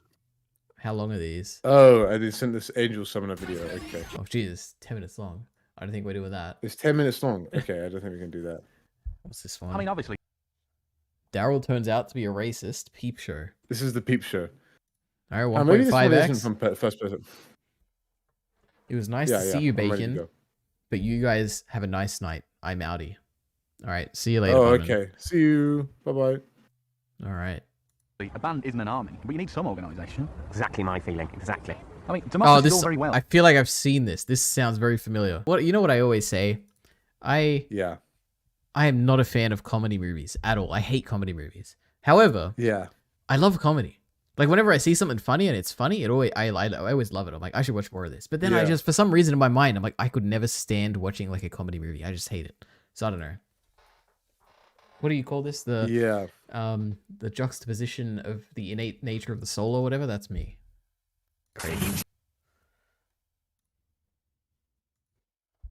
Anyway, did that bring back childhood memories when you saw that Peep show? No, clip? no. I've never seen that clip before in my life. I just found something random. Jesus, all right. Yeah, it's just like quintessential Peep show, though. So what is this? Hey, this is from Miller the Killer, famous chatter. Yeah, this is another David Mitchell. David Mitchell's the guy that was the normal guy in the Nazi costume, not the actual Nazi. A normal guy in there. Oh yes, okay.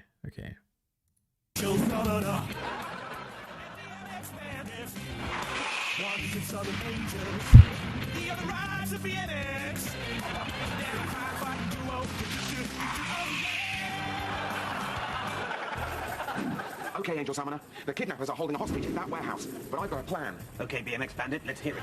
I ride in through that window using my BMX and spin my rear wheel, kicking some mud up into their faces. While they're distracted, I'll pop a wheelie, knocking the guns out of their hands. Then you go in and untie the girl. Right. Or I could just summon a horde of angels to sort it out.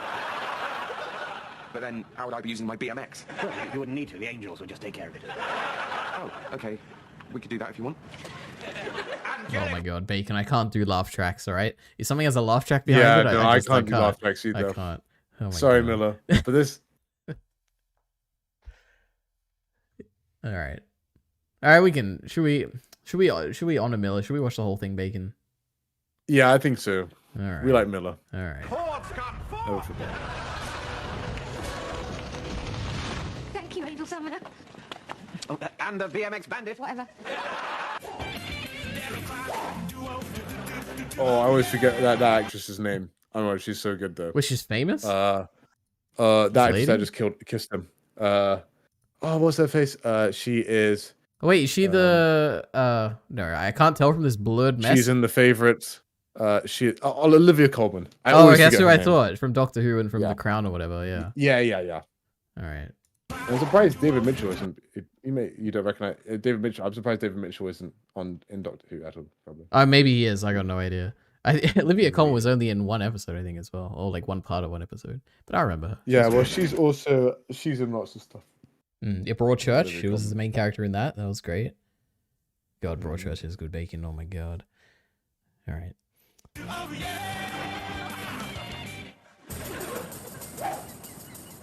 Okay, that's the boat with the cocaine on board. I'll ride to the end of the pier on my BMX, hook onto the crane, and swing on board, surprising the burly henchmen. Then I'll pop a wheelie and knock them overboard, and you can come in and grab the cartel leader.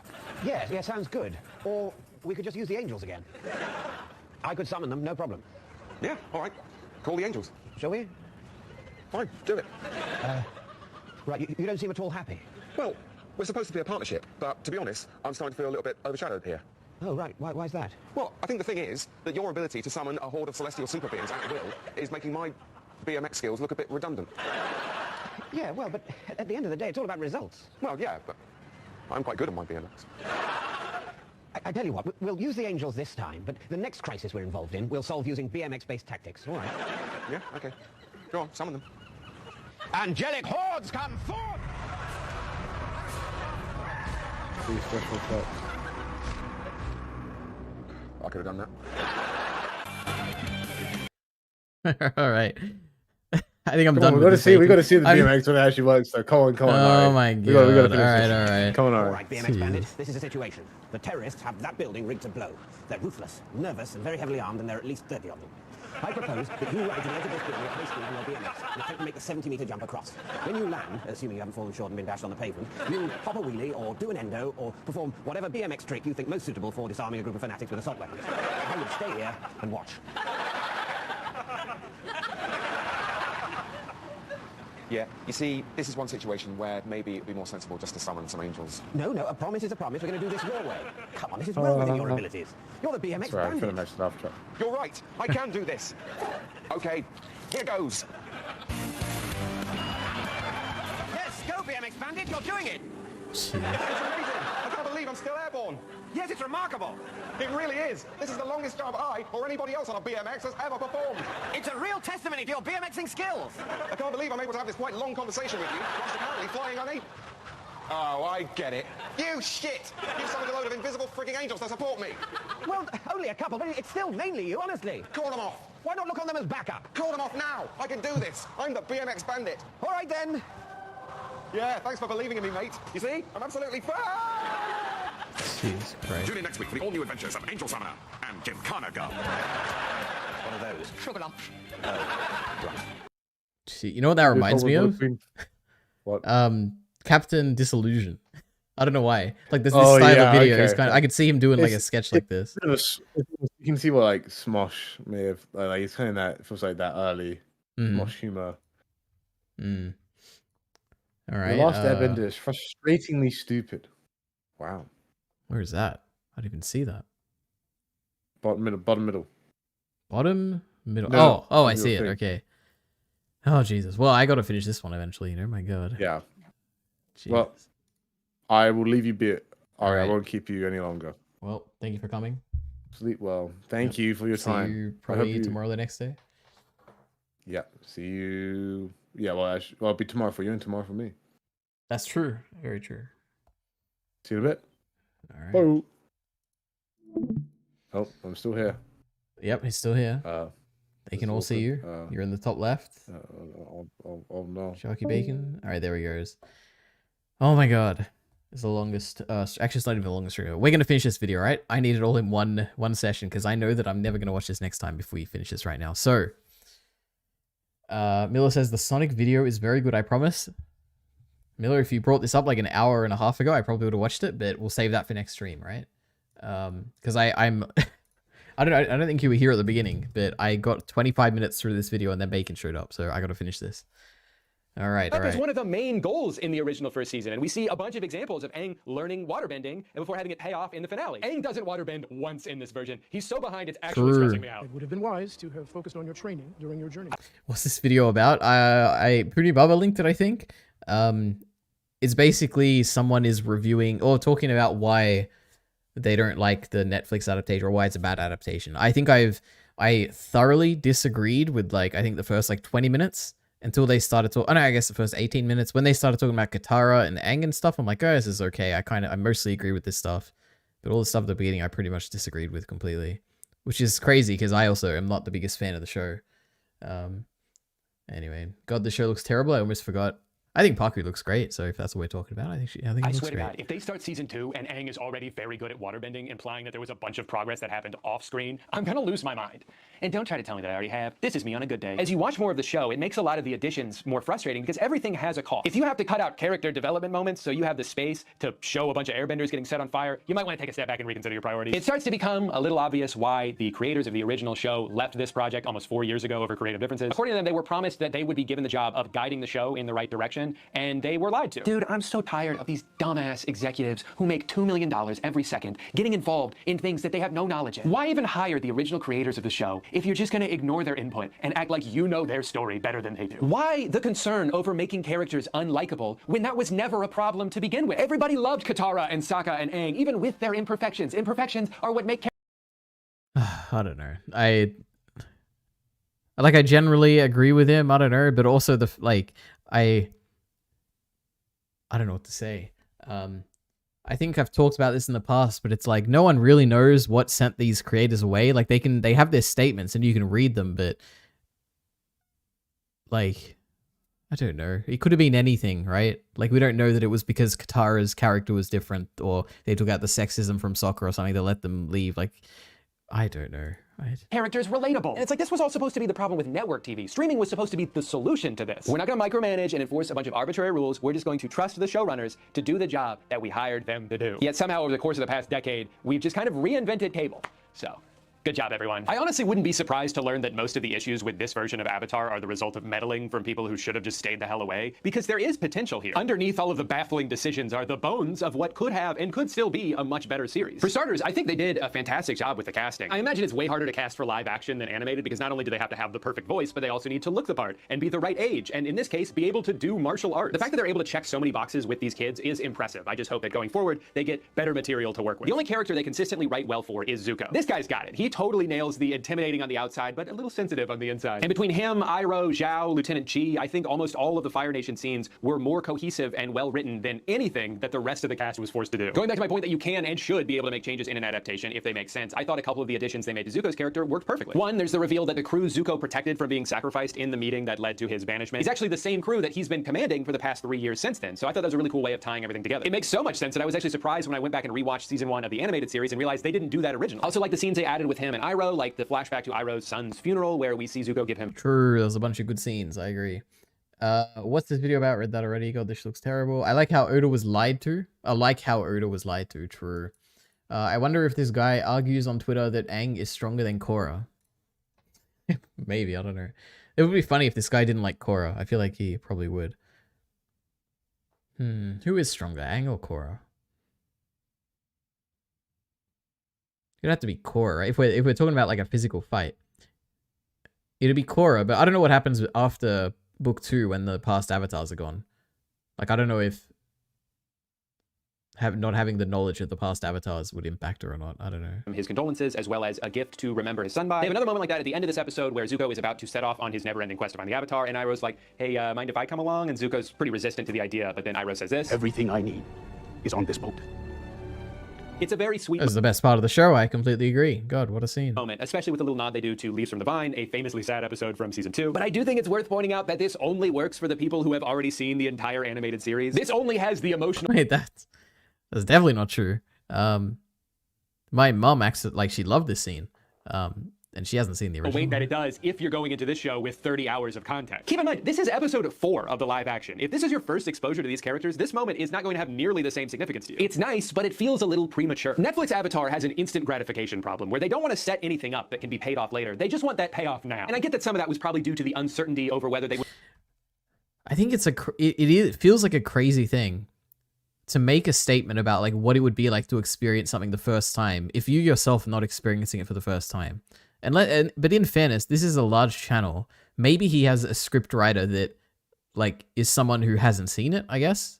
Maybe that would make sense.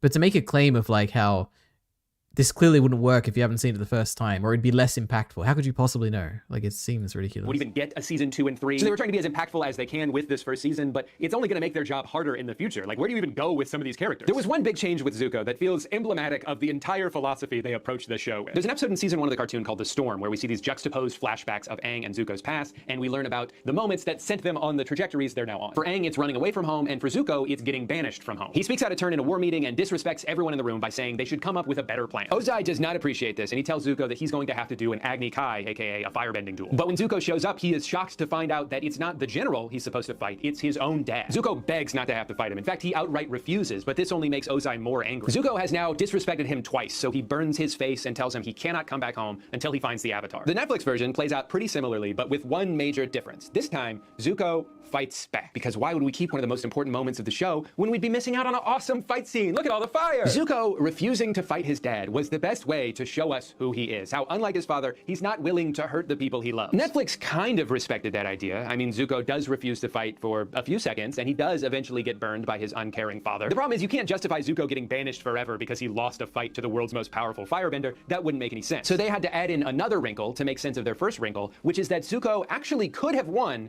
he just chose not to. And that's where this scene completely loses me. Ozai is supposed to be the ultimate threat, the world's most feared villain, looming over every second of Aang's journey. And you're telling me some random 13-year-old kid could beat him in a fight? What are we doing here? I also just think it's better for Zuko's arc if he doesn't stand up to his dad yet, because then it will mean way more when he eventually does. What this decision showed to me is that the creators of knockoff Avatar will always choose flash over substance. If we have to fundamentally change 2 important characters so we can get 1 extra minute of pyrotechnics, you bet we're going to be doing that. Because this is a show for grown-ups. Tell me again why the Does he really think that they extended the Agni Kai scene for like flashiness? I feel like they almost, like, my guess would be that because this is an adaptation, and obviously people, like, this Agni Kai scene is a famous scene, so when you're adapting it, you're like, okay, we need to do it justice or whatever. They probably just wanted to like expand it, I guess. It's not necessarily the flashiness of the fight. It's like they just wanted to make it feel like a more monumental moment. Like this is a more important moment than it was in the original. I don't know. Like, I guess it's just a very cynical outlook on like the creation of the show, which is to say that they just wanted to make it flashy and nothing else. Like, I'm sure the flashiness is an element. Like, they wanted to make it like stand out or something, but they didn't want to make it stand out for like no reason. Like, they didn't just say like, oh, we just want to make it flashy for the sake of being flashy. I think they just wanted to make it like stand out because it was important to Zuko's character. I don't know. But I generally agree with him here, I guess. Then it will mean way more when he eventually does. What this decision showed to me is that the creators of knockoff Avatar... Oh my god, his power scaling? Yeah, I guess, yeah. With Ozai being the strongest. Will always choose flash over substance. If we is he the strongest firebender? Probably not, right, now that I think about it. Well, probably. I guess it would either be him or Iroh, and Iroh he said that he doesn't even know if he could beat Ozai in the final episode or whatever, so maybe... To fundamentally change 2 important characters so we can get 1 extra minute of pyrotechnics, you bet we're going to be doing that.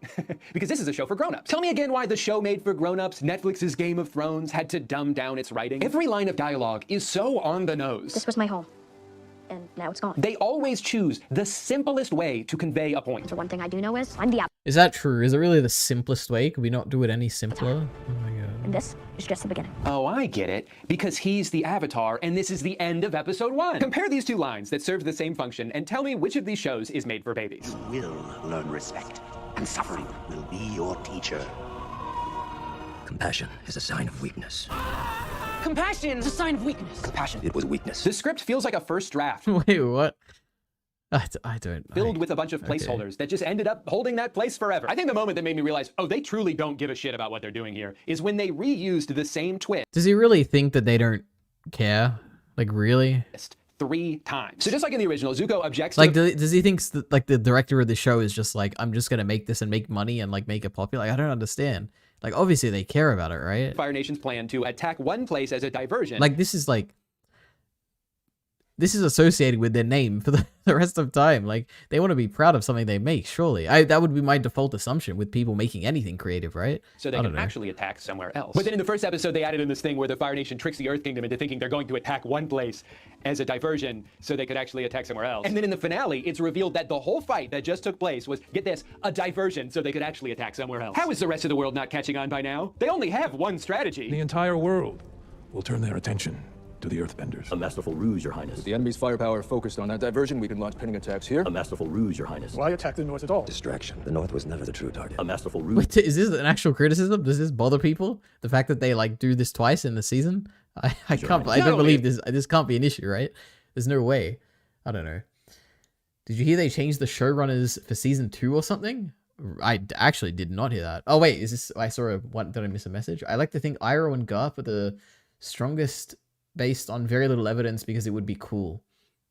I don't know about Garth, but Iroh, yeah, I mean that would be cool. But also there is literally that one line where he's like, even if I did beat my brother, although I'm not sure if I could. So it's like, oh, he's a bit uncertain. That was an interesting like power scaling line where it's like, up until that point, it does come across as though Iroh is like way more knowledgeable and he's like the dragon of the West and he's like doing all these crazy things and he's learned from the dragons themselves and blah, blah, blah. And you do think he's the strongest. And then he gets that one line where it's like, he's not even sure if he could beat Ozai. And it's like, wow, okay, maybe Ozai is like actually a formidable threat. Maybe it is like we're going to go up against Iroh right now, like that level of strength.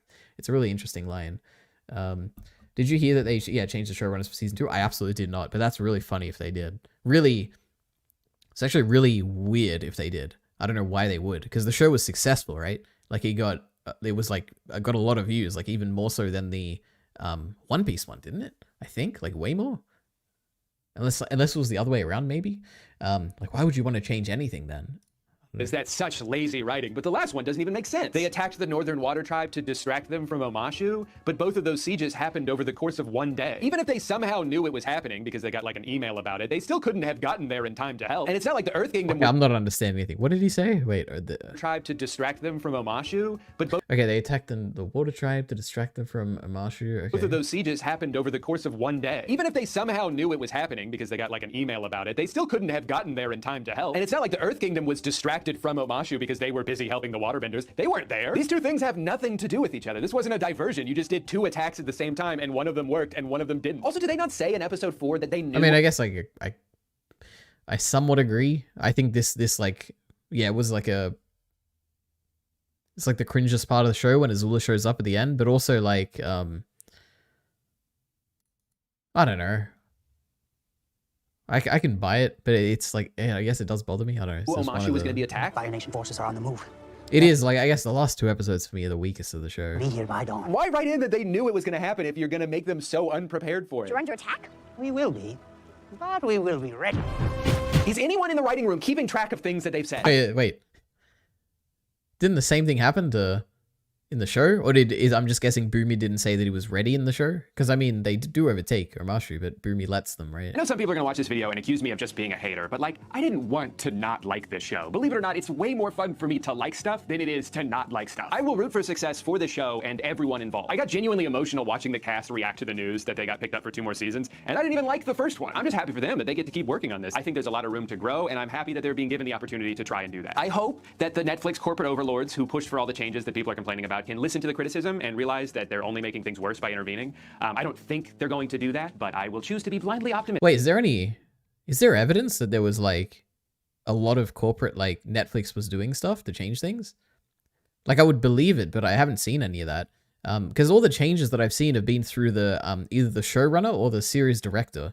And they would be like directly involved in it. They're not like some Netflix executive. They're like in charge of the show. But maybe there was like a lot of Netflix influence. Until proven otherwise. At the end like maybe I don't even know. of the day, I would rather this show exist than not at all. It didn't cost me $100 million to make. All I had to do was watch. Avatar is one of my favorite shows of all time. And even if the best thing about this adaptation is that it's convinced people to go back and discover the original series for the first time, I'll take. And if you are one of those people, welcome. Sorry I spoiled the first 20 episodes, but a lot more stuff happens after that. Season 2 is where everything goes up another level. They haven't even introduced Toph yet. They replace Admiral Zhao with Azula, and that's a huge upgrade. It gets so fucking good, man. If you haven't seen it yet, just go watch it. What are you waiting for this video to end? It already did. Yeah. Well, that was a bad video generally, I guess. I don't know. It got better toward the end. Like a lot of his points at least were more coherent. I don't know. The beginning frustrated me quite a bit. But you know what? That was worth a watch at least. Okay. Yeah, it was more than One Piece. Yeah, crazy. I mean, it was critically received worse than One Piece. I mean, who cares about critically received? Like, the general Netflix audience does not like give a shit, really, right? Reviews weren't great. I'm sure. Yeah, I guess popularity isn't everything, right? But I'd say popularity is probably a big part of like wanting to keep a stability in a production. But I guess you could always improve things, right? God, that was such a weird experience watching that video here because I'm not a fan of the like. I think it's okay. Like the show's okay. It's like a 3 out of 5. But some of the criticism for the show, I don't understand it. Anyway, that's the end of this. All right, next stream we're naming 100 women. All right, that's the challenge. It's gonna be so exciting. It'll probably take me like 30 minutes, and I don't know if I can do it because I don't know many famous people. All right, but I'm sure I could do it. So that'll be the next stream. All right, I'm gonna go eat, and I don't know, maybe keep watching Free Run or something. So, oh, and also I'm gonna make the digest live right after this because I have to turn it from private to public. So, if you care about those two things and that I watch, then go ahead and watch that. So, thanks for coming. See you next time.